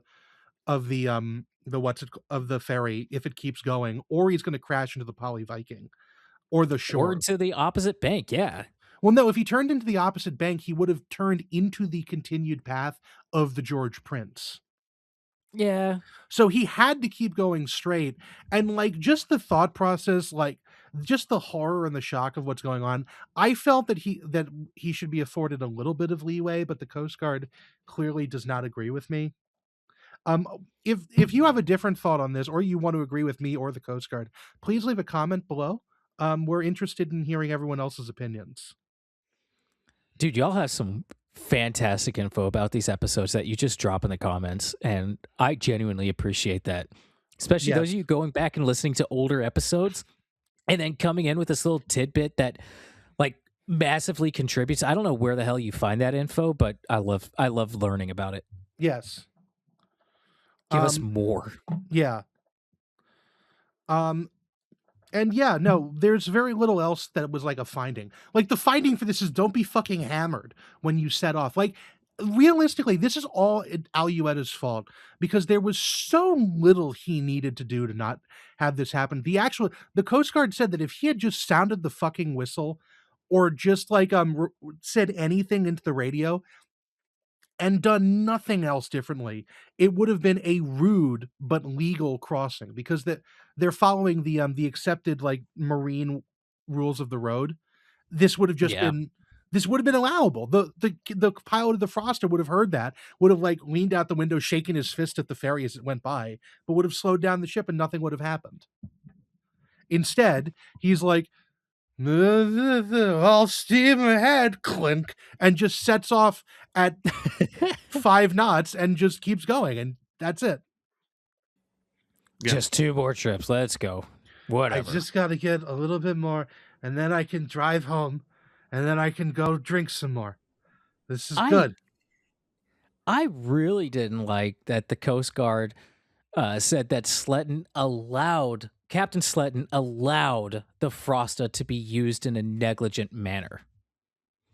I feel that is akin to me letting somebody borrow my car and then unbeknownst to me, they get drunk and have some kind of massive accident and then I get charged for allowing them to use the car. Like if they were sober when I gave them the keys and I didn't I know that think they were going it's to go I out and think drink it's or do something different incorrect because with it. I think it's different because Captain Sletton was like this is something that's actually fairly common from what I've heard in the maritime world. It's basically like the master is at if the pilot is at fault, the master is at fault because the Yeah. master could have taken over from the pilot and maybe had a more they actually mentioned explicitly that the master could have had a more um like a stronger risk tolerance, a lower risk tolerance than Columbo would have. So maybe Yeah. Well, Sletton would have been stop this ship immediately. it's kind of like the opposite side of the coin of like how a captain on a ship has basically absolute power, and especially like the further back in history you go, that's true. But they also have absolute liability. Yes. They hold the full responsibility, and so they should be on the bridge, and they should be doing that. But of course, like they're humans, and this Yeah. is a river There's voyage. there's Uh, a reason Yeah, why what? maritime law is its own separate branch of the court system in the US, is because like maritime law is so wildly different from everything else. yeah, yeah. Only I military law gets anywhere close. Yeah, it still rubs me It the does rub you the wrong wrong way. way, but it's not something you can get around. If that Well, if that captain goes, I've done like 10,000 river navigations, and it's the same thing just about every time. I hand it over to a competent pilot, and he's competent. That's why he has this job that's actually fairly heavily regulated. Why can't I go take a cat nap while he's just piddle farting his yeah. way up the river? Why is it Well, his responsibility? you I will get like that. I how get it the in spirit, but it still irks me. yeah, yeah. Well, you will like how the settlements go. Yeah. Ooh, ooh, I like where this is going. Um, is there anything else we need to discuss in like the aftermath? Is there more aftermath in the next slide, Zach? No, next slide is talking about Aletta a little bit. Okay. Mr. I should Gene Aletta. just note that the ferry didn't have much longer to live. One of the other things that the master of the pilot of the Frosta had to worry about was he was worried that if he turned the ship too hard, he would collide with the under construction abutments to the bridge that was going to replace the ferry. Um, Oh yeah, the yeah, because bridge those were started too. the bridge across the river at that point would open in I think 1983. It carries I-310 across the Mississippi and is named in memorial of some local government figure and not the 78 people who died. Because Well, of how do you course name a bridge after a collective of 78 people? it's What called do you Memorial call Bridge, that? but it's not a memorial for them. The Ferry memorial Memorial Bridge? for this accident did not get built until 2006. Yes, and it's like right in the shadow of the bridge. Yeah, barely a mile upstream from the ferry landings, and opened in October 1983. So 7 years after this, it is the Hale Boggs Memorial Bridge. Fuck And next to it is the George Prince Ferry Memorial, yes. which I will also talk about. Yep, So are we good to go on to the next slide? I believe so. Let's talk about Captain Aletta a little bit. uh, let's see. First one, we're gonna start off great. Arrested on 2 warrants. Uh, I'm not sure what the warrants were for, but Egidio Aletta, 23 of 601 North Jackson Avenue, was arrested, and this was reported in the March 6th, 1964 edition of the paper in Tacoma, Washington. I neglected to write down the names of these papers, so I apologize. Can you hit the next one, Joe? There we go. Oh, we get a mugshot. Oh, So Aletta moved. He goes by Gene. Some of these were a little hard to connect, but the age checks out on every single one. So this is Gene Aletta. He dwindling we're not gonna suspect. we're not gonna go into the details of it, but he wanted to start a pet shop, I believe it was, and or no, I'm sorry, he was spotted at a pet shop. He wanted to start a dance studio, or said he wanted to start a dance studio, and swindled 3 people out of nearly $40,000 to get this dance studio started, and then ran. Wow. So not like the Music Man, where No, they get all the money to start a band. no, it's like the He was anti-music working man. in the pet shop. It Oh, says. that's right. Yeah, Still yeah, working he his was in way up that Lafayette at bottom that point, rungs. but so he was in Lafayette then. This was reported in Mobile, Alabama. Because I believe the Yes, because he was going to start stores or dance studios in a couple of locations in Alabama and Florida.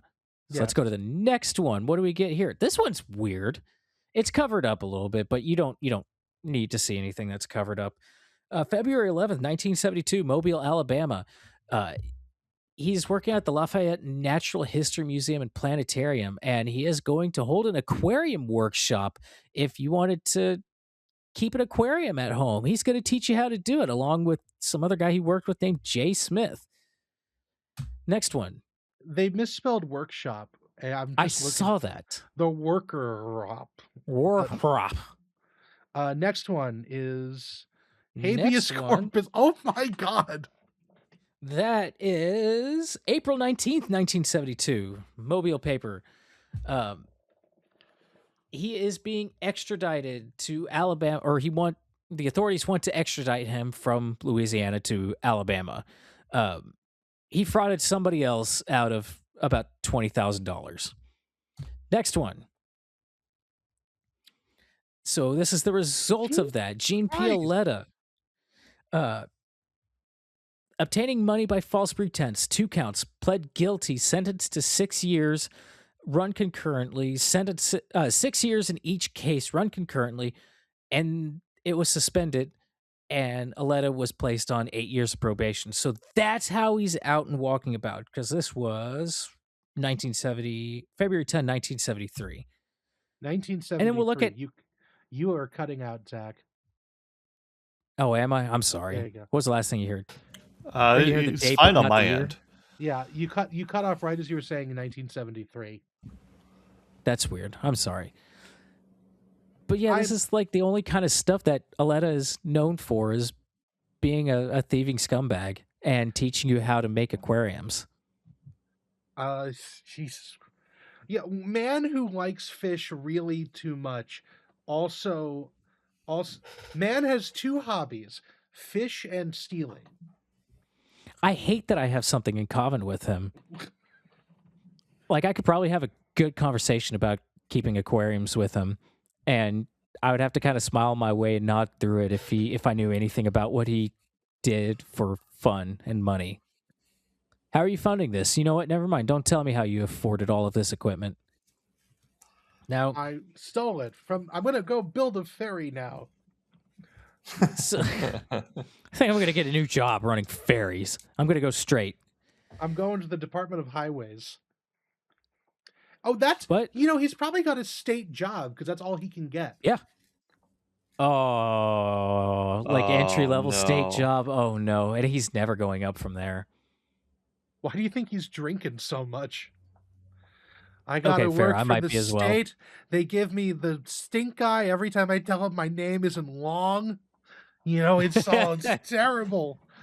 I've been Well, I don't know if cut he off works for for the promotion. state. Does he get a pension? I don't Does think this he department deserves. have a pension? I don't think he deserves a pension. He killed 78 people. Oh yeah, no, he wasn't getting it at this point. They But put his name on the memorial, which I thought was kind of galling. I think there was a discussion about that. It's like, well, should we put him there or not? Well, I mean, he was one of the people who died, and we can't talk about 78 people died and then put 77 names on there. Did you see like the picture of the memorial? His name is bigger than everyone else's. Oh, I saw pictures, but I didn't notice that. Because he was the captain, so his name is first and bigger. Captain Eugene Aluetta. Oh no. Okay. If you worked on that memorial, you fucked that one up. That one's pretty clear. But hey, October 15th, 1975, he finally got his name in the paper for a good reason. Hit the next one. He married, was living with, had some kind of relationship with a woman named Wanda, and they had a boy. He left that on boy October fatherless. 2nd. This is what drinking does. Oh, that and that he kid was named about it a year after. old. He named the kid after the town he was going to, or is that where it was? No, that's where it they happened? lived. Oh, okay. They didn't. Oh yes, everyone has named their child New Orleans, Destrehan, or Kenner. Yeah. Yeah. Okay. Never mind. Yeah. I also like how there's another fucking Metairie. misspelling, because you'll notice that Yes. Wanda Dind. DND Gina Letta. Wanda Dind. It's okay. They were really It's into role playing. Louisiana and Alabama. Okay. And well, Lower your standards a bit, just for him, this man attracts misspellings to him. apparently. Yes, their little But boy Destrehan was left without a father. I genuinely feel bad about that kid. You know, I what, do what if too. mom Yeah. never talked about him? And like the family never talked about him. And What like, happened? he gets older, he gets the internet. And he's like, I'm going to look up dad and searches Gina Letta. Ooh. Yeah, Yeah, Dad it's went not out for a good. pack of cigarettes. No, that's actually not what happened. 78 Going out for other a pack of dads. cigarettes would be better. 78 Yeah. other dads went out for cigarettes because of yours. Mm. Ooh. Oh, mass cigarette trip event.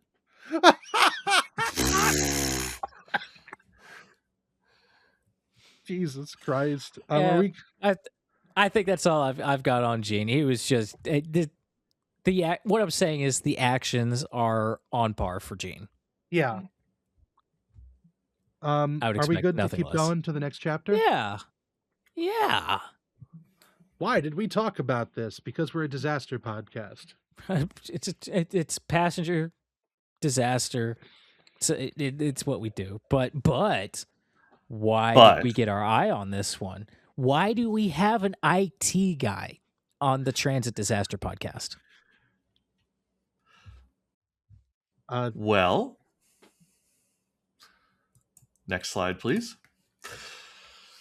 We were attracted by, and by we, I mean actually just Joe and Zach, and they called me in for this because of a Wikipedia edit by one user, Corner Office, on the Wikipedia article for this disaster. The Corner Office user was created this year with a note attached to the single edit they've ever made on Wikipedia saying, provided first-hand account by attorney Lewis Corner of the legal case. This is provided by request of Lewis Corner onto the Wikipedia article, which, if you know anything about Wikipedia, you know that this is a big red flag on an event. It's really funny that it hasn't gotten taken down yet. Next slide, please. Let's see what happens. Let's see how long it lasts after this episode Yes, comes out. I really would. So I would like to point out that the thing that says this section does not cite any sources was from me. I put that on there. I didn't remove it because I wanted to talk about it, and I was afraid if it went away, then we wouldn't have like any way of looking at it. Oh, you should have archived the page. This is what that is. I mean, you can always view previous versions of Wikipedia articles. But here is the section added. And it kind of speaks to what would become ultimately a very messy legal battle as the right after the disaster. So on the day of the disaster, the Corner Law Office was contacted by the now widow of one of the people who was on the actual ferry. It was Dorothy McKeithen contacted her lawyer at 5:03 p.m. on October 20th, so on the day of, called up Lewis Corner and said, "Hey, file a suit. We need to get this thing moving. My husband's just been killed by this ferry." Another attorney remarked about it. One suit was filed before the body was cold. Now, yeah, which is a hard line about this. Mm-hmm. But, of course, Corner Office was a little bit more optimistic about this. Of course, the office that did this. And they highlight their use of an early computer-based word processing system. And this is pretty important because the way that lawsuits were done in this time, and this is going to be a bit of an aside before we get back to the legal case, was, all through either handwritten lawsuits or hand typed, and that takes a long time. So I'm going to get you to do two slides ahead. I You can see. really Hold on. quickly, I Do I go would. 2 slides ahead, or is there a transition or something I need to know about? Not yet, but I will let Zach talk first. I do want to say, just because it threw me off a little bit. When Nick is saying corner or corner office, it's the attorney's last name is Koerner. I know the Yeah. fact they It's named not it corn. It's not the place where two walls meet. It's not the county coroner or anything. It's corner. The fact that their Corner. Wikipedia account is named Corner Office is Oh, really that's such a good. good play And on I words. know for a fact that they did not know that. Yes. Oh, Yeah, probably. In no way do they realize how good that name is.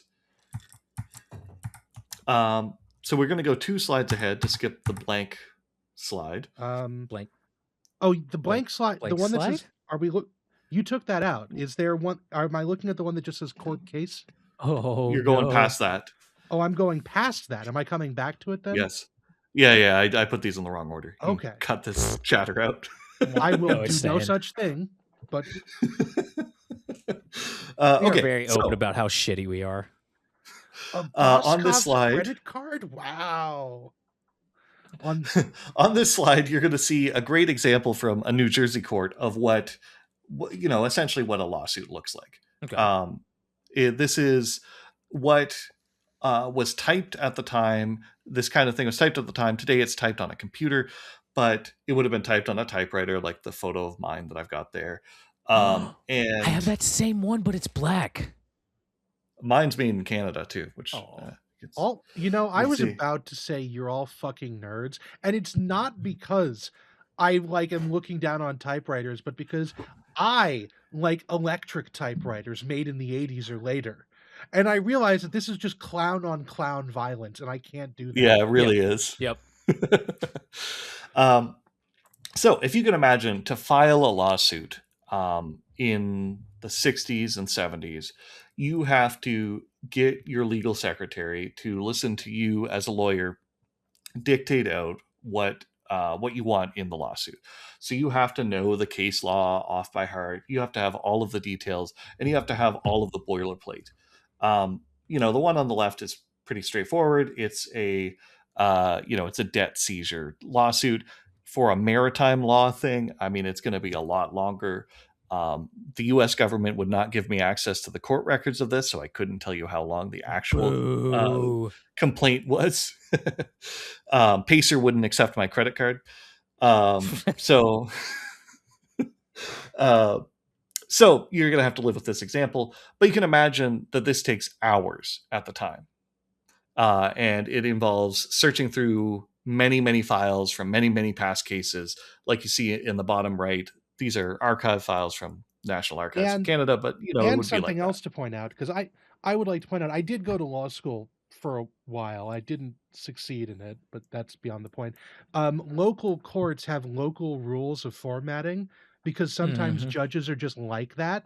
So you have to make sure that you have this document formatted in the correct way that the local maritime judge wants it done, which if you are primarily doing, like, let's say, a civil case or like New Orleans cases or something, that's an entirely different format, and it just makes you want to bash your head against the wall. And you're doing this with a mechanical typewriter or an IBM electric. Looking at this, if you're looking at this example on the left and you're going, it's one page. How long could it take to type out?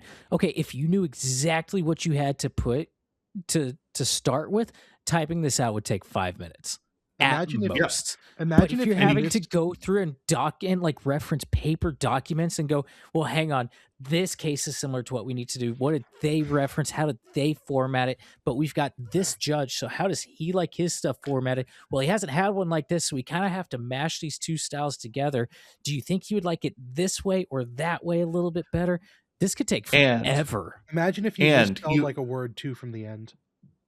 Yeah, and then you have to redo the whole thing. No. We have whiteout strips for that. But if you're going to turn in a lawsuit, you got to have a clean copy Oh, because it's going to God's hurt your sake. credibility, and the judge may just throw it out. Maybe the judge won't accept it. To Joe's point, I mean, Fucking meet that judge in the Predictably, parking lot. predictably, maybe the judge is an asshole because he's a judge. yeah. And like I say, you also have to go and find these. So Joe mentioned that you have to look at previous ones to find the formatting. And you can imagine, I've only got 7 boxes on display here, but you would have hundreds of these boxes to go through, or hundreds of bankers boxes, hundreds of these things. They might even be in a separate storage room. What a nightmare. Next slide, please. I there will was never get into law if I can avoid There's a it. reason why secretary was a valid job for so long. Yes, and that paid quite well.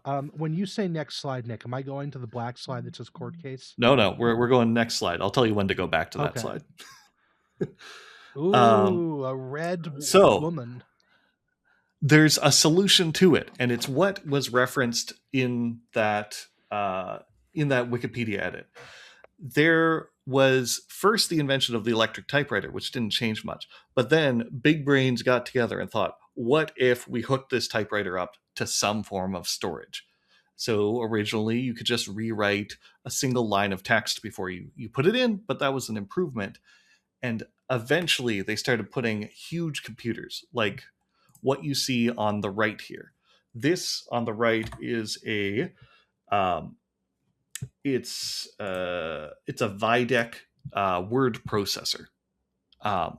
What it is a printer, which you can see in the middle here. It's a dot matrix printer. It's a kind of terminal-like thing on the right. And then there's a processing box that's slightly visible on the left, which includes some huge magnetic storage. Think giant hard drive. I love those things. My dad has one. It's amazing. They're so cool. And so what these would do is they would let you first proof your document on the screen. It would be like a typewriter and like a piece of paper, and it would include like the tab markings at the top, just like a typewriter would, with the little metal pieces that you would move around. Now it didn't have the metal pieces, but it would emulate them. You would see like little images of them. What is this wizardry? Right?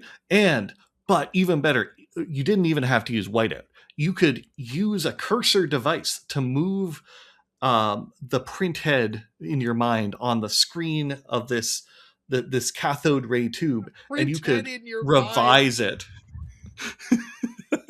You could revise the document. That might be a new sentence.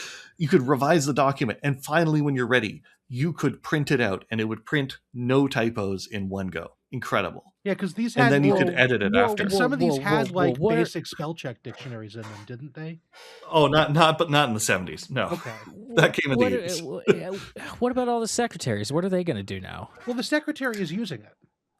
Yeah, the lawyer is not going to operate this thing, obviously. Yeah, but that's going to knock her down from full-time to part-time if she's not having to retype the same thing 100 times.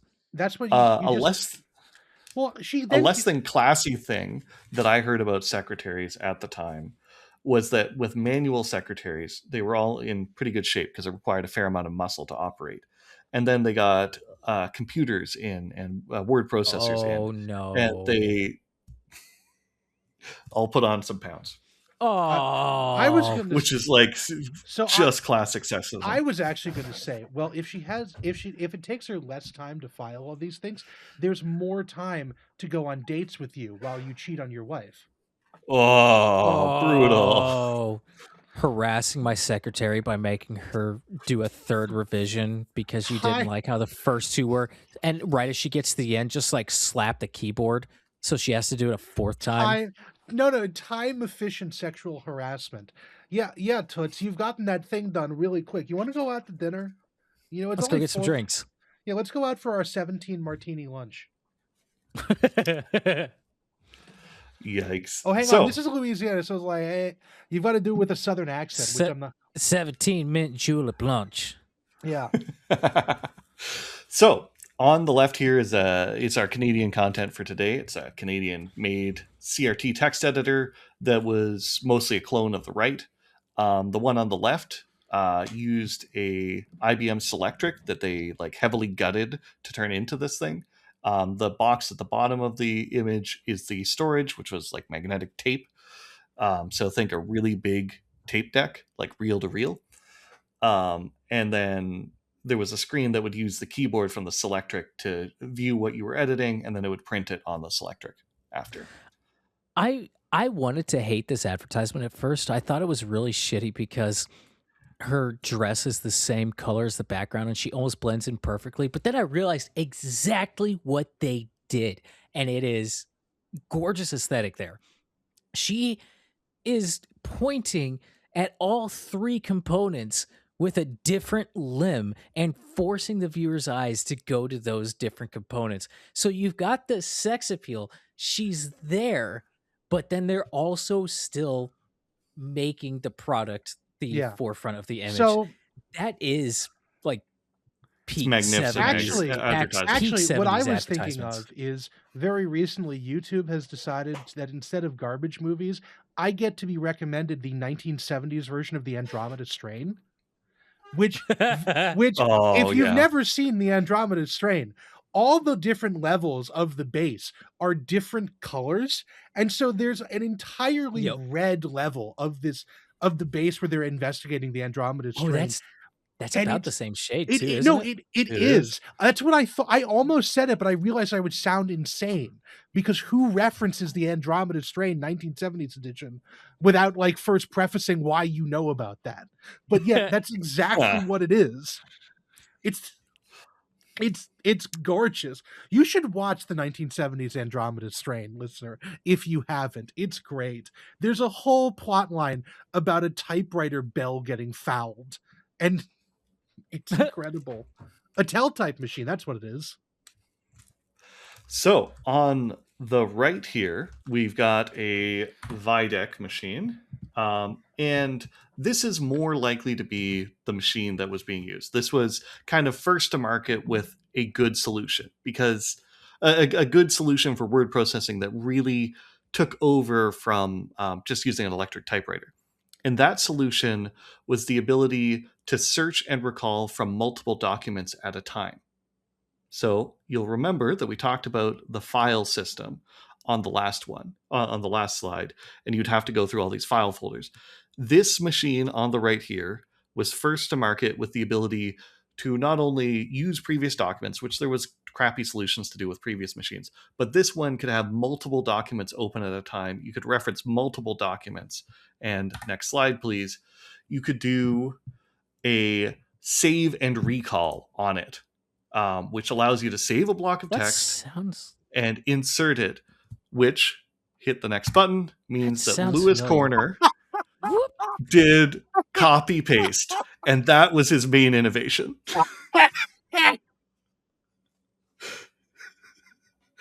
And that is the really ahead of the curve thing that he was able to do. His secretary could open multiple documents and copy, save and paste or recall on a different one. Oh, I want an recall button on my keyboard now. I can't decide if I like them taking out the E in recall for the actual button, or if I feel like that should have been 2 lines, RE dash, and then the next line CALL. Recall. Yeah, recall would be pretty cool. They need to spell it with a K like they did in Total Recall. Oh, yeah. Yeah, so this is what he did with a word processor. Now, I don't know if it was a Videc. I did reach out to his law office, and I did not get a response by press time here. But it was either this or there was a local Southern Business Machines store that sold IBM's and Burroughs equipment, and Burroughs had a similar machine. I appreciate you putting your sources in the notes, which is something that I have never once done in my life. No, I've never done that. Holy shit. There's a lot of sourcing in the notes for the listener or viewer at home who can't tell. But we won't ever see it. We don't give these out. I don't know. What would I do with them? It's notes for me. Oh my God, I'm looking at that last slide. You're way more serious about this than I am. Like Uh, I'm not risen on you at all. I'm impressed. Thank you, thank you. I mean, APA style is like embedded in my brain. Okay, fair. So, Yeah. um, so if we go back a few slides to the court case, um, Lewis R. Corner was the first with a case in. He was the first. He sued for $750,000 in those dollars then, which is about $3 million today. And more importantly, he put a lien on the The Frosta. the Frosta. Thank you.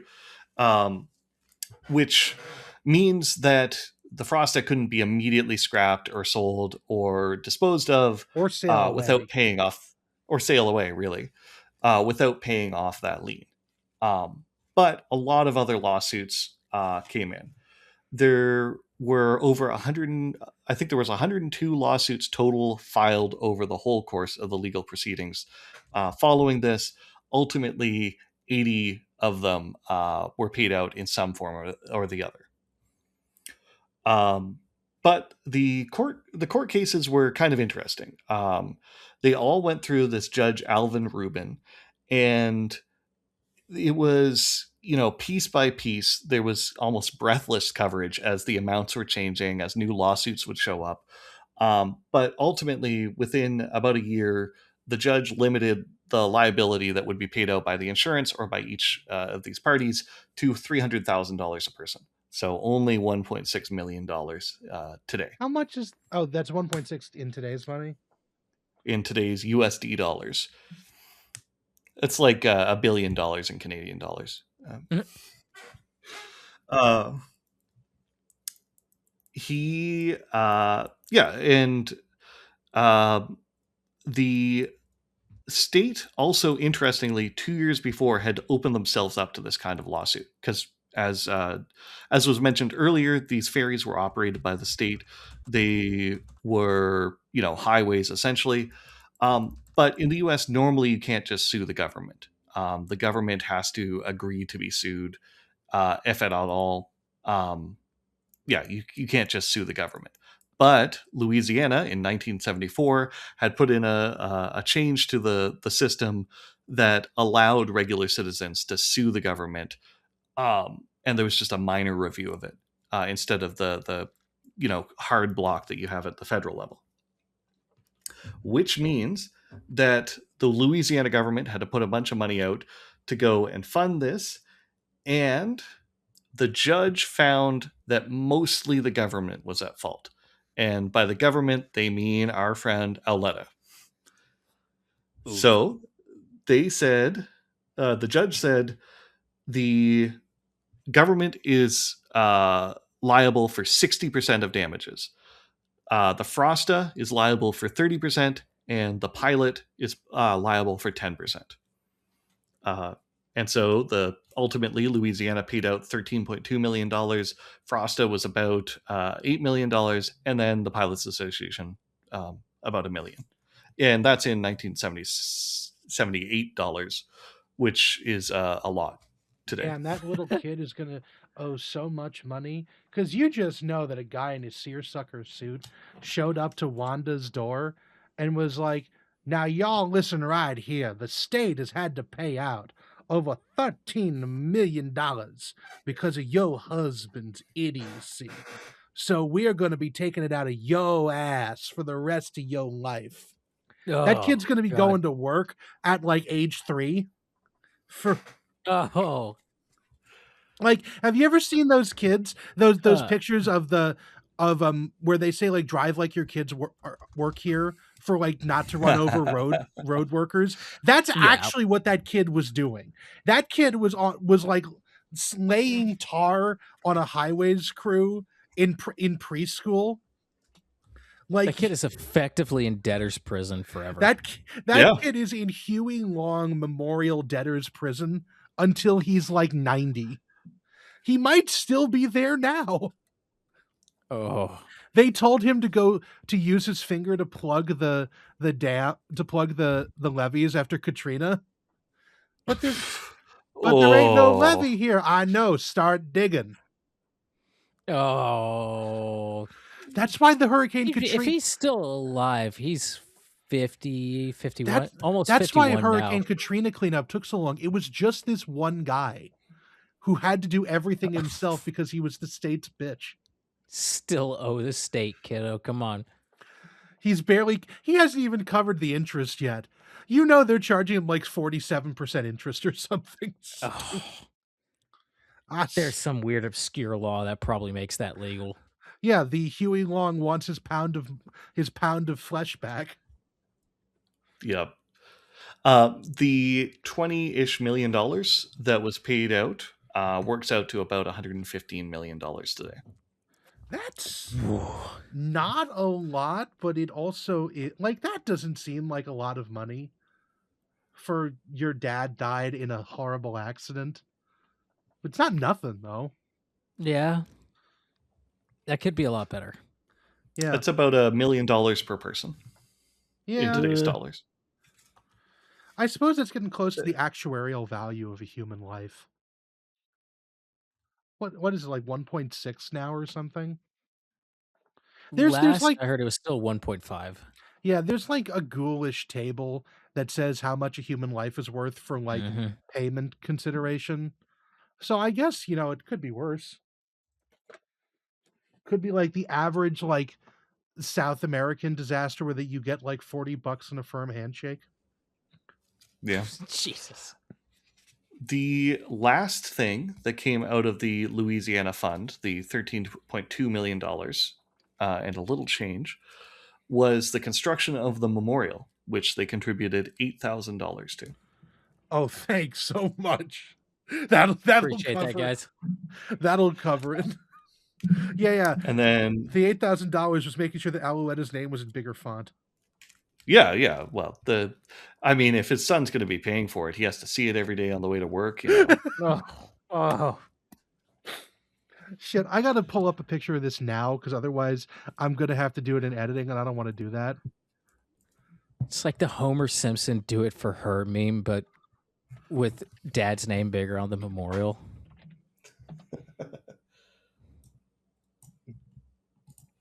Here we go. Did you get it? Yeah, for the love of God. Nope, hold on. I have to find one that doesn't open up another website. We'll just vamp, I guess. No, got it. Hold on. Wow, I think I clicked on the same one you did. How did that open a different web page? I got it. George, yeah. See how Alouetta's name is bigger at the top? It's right at the top. Ooh. They put Columbo's name on it too. That's very interesting. On this sign in front of it. That's another weird choice. I also like including the names of the survivors. Like what the fuck is this memorial? This is a very weird memorial. This is like no memorial that I have ever seen in my life. That committee probably argued for like 10 years on how to make this thing and whose name to put where. It was built in 79, if I remember right. I thought it was built much later, but yeah, I thought it was like 06 or something, but I could be wrong. I also would like to point out that there is a man out there who was named Eastman G. Willie. That's a cool name.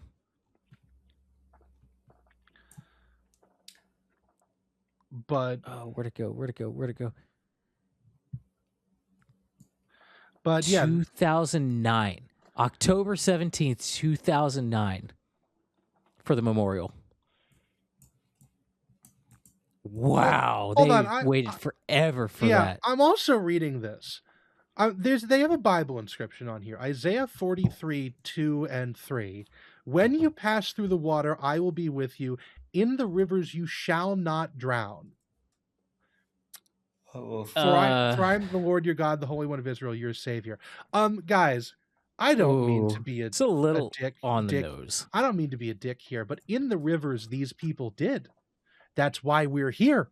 I would not have used that line.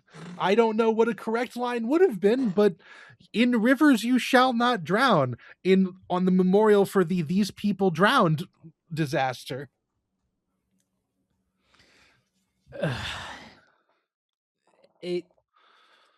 No, I'm not touching it. We've already said enough about Louisiana. I'm not touching it.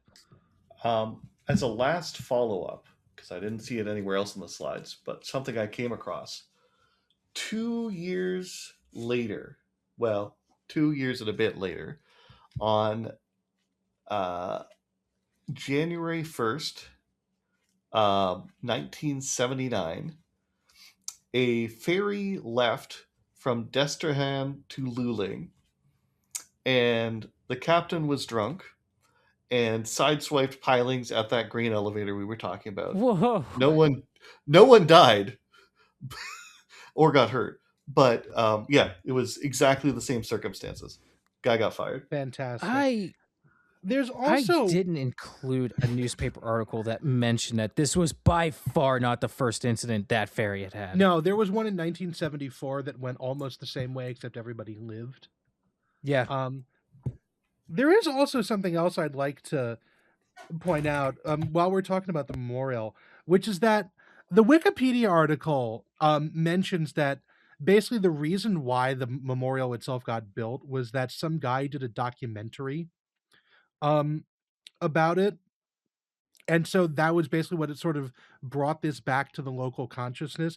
But I am reading this bit of the Wikipedia page now, and it does feel remarkably self-promoting in the same way that the Lewis Corner section of the Wikipedia article was. Like if you read it, the disaster was all but officially forgotten until 2006, when historian and filmmaker Roy Anderson wrote and directed the documentary "The Luling Ferry Disaster" for his master. Oh, he 100%. And then you go to 100% he wrote Roy that. Anderson, who is a nobody, has his own Wikipedia page with the photograph being him at the memorial, at the unveiling of the memorial. So I imagine that this guy really, really did that. Yeah. So I think that this entire Wikipedia article was written by people who have direct stakes in this.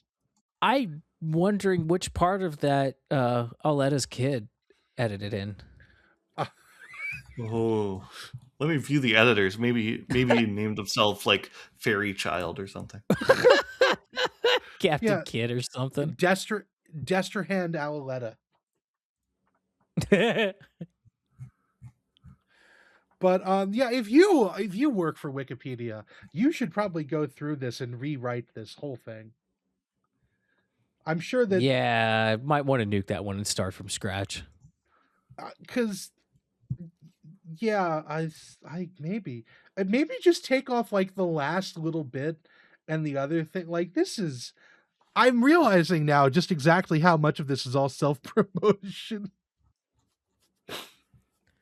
Oh, hold on. So coordination and responsibility for salvage of the George Princener vehicles was assumed by the state's director of administration, Charles Romer II, father of future Governor Buddy Romer. That feels like self-promotion too. There's so much going on in this. Did everybody in Louisiana have a turn with the Wikipedia terminal? There is a snapshot on the web archive of this page from 5 days ago, and I want to see how long this lasts intact after we upload this episode. That's so fucking funny. But I think that's all I've got on the incident. Yeah. It was a clusterfuck and a half. Yeah. And everything we can find about it now is self-promotion. It's self-promotion. And that's what I forgot to do. I forgot to ask Nick, have you almost ever died on public transit? Do you have a story you can pull out in 30 seconds? Because I totally forgot to ask you until right now. Oh, good job. Oof. I mean, the government of Canada paid me to learn how to fly aircraft, which is like a public transit disaster in that I flew a government of Canada aircraft as a student pilot, which is almost the same thing. But no, I don't have a good one handy. Okay. That's fair. That's completely fair for not Hold on, bringing it. someone sent us one. I can probably. I mean, a car crashed into my school bus as a kid too. Was the driver drunk? Yeah, I mean they were a ferry operator, so you know. Actually, hold on. No idea. I have one, which I need to figure out how I can. I'm going to put these images in afterwards.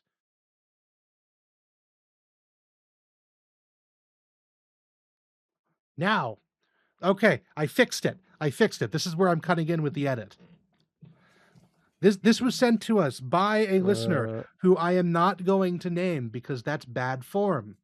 If you would like me to name you, please state that in writing in the email you send us at SYDDOYWTW@gmail.com. State it clearly, otherwise we will assume that you don't want to be named. Yes. Good morning. A few years ago, I was out doing a track inspection for an out-of-service line in Connecticut that the state and the short line running on it wanted to put back into service.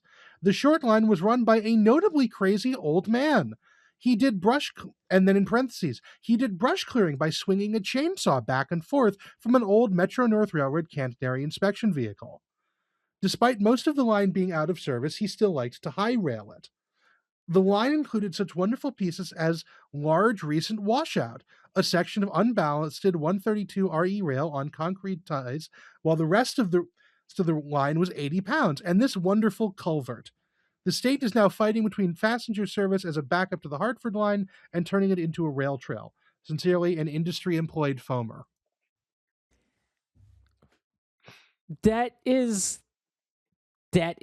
track that could be rehabilitated to be okay for passenger service, yes. I'm more interested in the chainsaw on being wildly swung. Yeah, that's just cool. Look, if no one else is within chainsaw range, power to the guy. Dude's rock. The problem is that you're within chainsaw range. Yeah, I don't... Because, this was probably just like a very basic pickup truck. And this guy would run forward a little bit, get out, get in the bed. No, he said catenary maintenance vehicle. So I'm imagining. Oh yeah, so it's got a bucket on it. Yeah, if he is the one up in the bucket swinging the chainsaw, I mean. Yeah, that's fair. That's fair game. Yeah. Yeah, if he owns the bucket and he owns the chainsaw, I mean, he's taken on the liability against himself. That's fine. I will say, while the culvert looks sketchy, those ties all look like they're about to rot out. Yeah. Everything else about this is terrible. Well, I like that image on the far left. That image on the far left that shows the rail kind of really deformed. That's not the worst for a little short line freight railroad. I'm going to say this as someone who's unintentionally gotten into the heritage industry. This is not the worst track that I have seen. Yeah, no, it really isn't. I don't like the lack of ties over that culvert. That's repairable. That's real bad. That's repairable though. Yeah, I think they need to replace all of the ties. Every I see one. 3 good ones in there. Every third. Every other's too expensive. Do every third. I like the one section of concrete ties. Yeah, I kind of wish we had pictures of that 132-pound rail on concrete ties surrounded by 80-pound rail with no ballast. Kind of wood ties. With no ballast is my favorite part. I don't like this. This Connecticut people, I guess you're about to pay a whole lot for a backup to the Hartford line because this is going to take a lot to be made safe for you. Or you can just run passenger trains at 10 mile an hour. Sarah, you better open up your wallet because it's you specifically. Well, either that or it's going to be a rail trail and another rail. I can't wait to hear foamers complain about how they took away this nice railroad and turned it into a rail trail. And I'm going to point them right back to this episode. Yes, please look at this. This is what you had to deal with. Oh, they could have saved it. No, No, they couldn't have. Hey, Hey, I if with if a it's good enough for a high rail, it's good enough for the big boy. That's all there. That's all I'm saying. Ed Dickens, show them it's okay. Lead the way. So here's a fun fact. Ed Dickens did want to at one point put the big boy on like public display at a museum out where I live. You'll know which Mm, museum it is, but yeah, I'm trying, not mine, not the one that I yeah, volunteer at, but yeah. a different one near me. And I'm not saying who it is because I'm trying to be polite, but their lead is owned by Norfolk Southern, and it is so absolutely dog shit that the big boy would have fallen over. They recently acquired a steam engine that it doesn't run, but it's a big steam engine. Um, and the moving that to the museum was apparently a fraught exercise in the last little bit because of That how that's like shitty. every museum move ever. Mm-hmm. Yeah. But Well, yeah, no, that's the I think episode that's an then. episode. Yeah. I How think we long did was it. it? How long was it? 2 hours 51 minutes by Zencaster. All Oh, and right, so there's like half an hour of chatting at the beginning that's going to get cut. We got this. yeah, how about that? That's a solid, tight episode for A us. tight 2 hour episode. I'd say 2 hours 30 probably. But yeah, I no. dig it. Thank you you very all for much, ladies. listening. Yeah, thank you for listening. And Nick, do you have anything it. you wish to plug? You have a website. I do. nboyko.com, nboyko.com. And you can find anything else interesting there. What's on your website, Nick? This is how we do self-promotion. Is you tell the nice people yeah. what's on it. I've got like 4 blog posts, and I hope to have a 5th soon. Don't you also have a And- complete recreation of the CN computerized reservation system from the 1960s? Look at this. Yes, I do. It's Oh my it's God. linked in the top bar. Zach has This clearly is not heard of this. rad. No, I didn't know about this. This is cool. I'm glad you enjoy it. So, if you want to use a punch card to book yourself a train on a in 1967, you can go to my website. It's in the top bar. It's called CN EPRS Replica. Or He also something like that. has some photographs from, what was it, a Soviet probe of some kind that you got the... Yes, I did a lot of work there. Tell them about it then. in- Jesus Christ. Oh, okay. I'm bad at the self promo thing, clearly. So in the 70s or 80s, Halley's Comet showed up again, and a whole bunch of countries got together and sent a whole fleet of probes out to go and look at it. The Soviets are the only ones that had a camera on the probe. And the probe that they sent was actually secretly a Venus mission. It dropped off a lander on Venus, which took some sick pictures of the surface of Venus. And then the like flying probe part went to go see Halley's Comet. It took a video on a really crappy TV camera and beamed them back. They were in an arcane format, kind of buried on a NASA website that was hosted by like Princeton or something like that. And yeah, so I pulled the images because I kind of wanted to see what like an actual video of Halley's Comet looked like, and I processed them together. And you can find that also on my website, where you can see a movie of Halley's Comet from that probe. That is so cool. Yeah, Thank you. And upcoming, I will be writing about, and who knows when these things will get written, but I will be writing about a really weird terminal that I own, one of 2 examples that still exist in the world.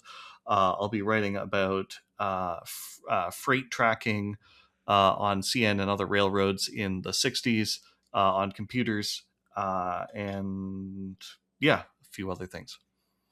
well, thank you, Nick. I'm glad I have to tell you how to promote your own goddamn website, but I'm glad you're here.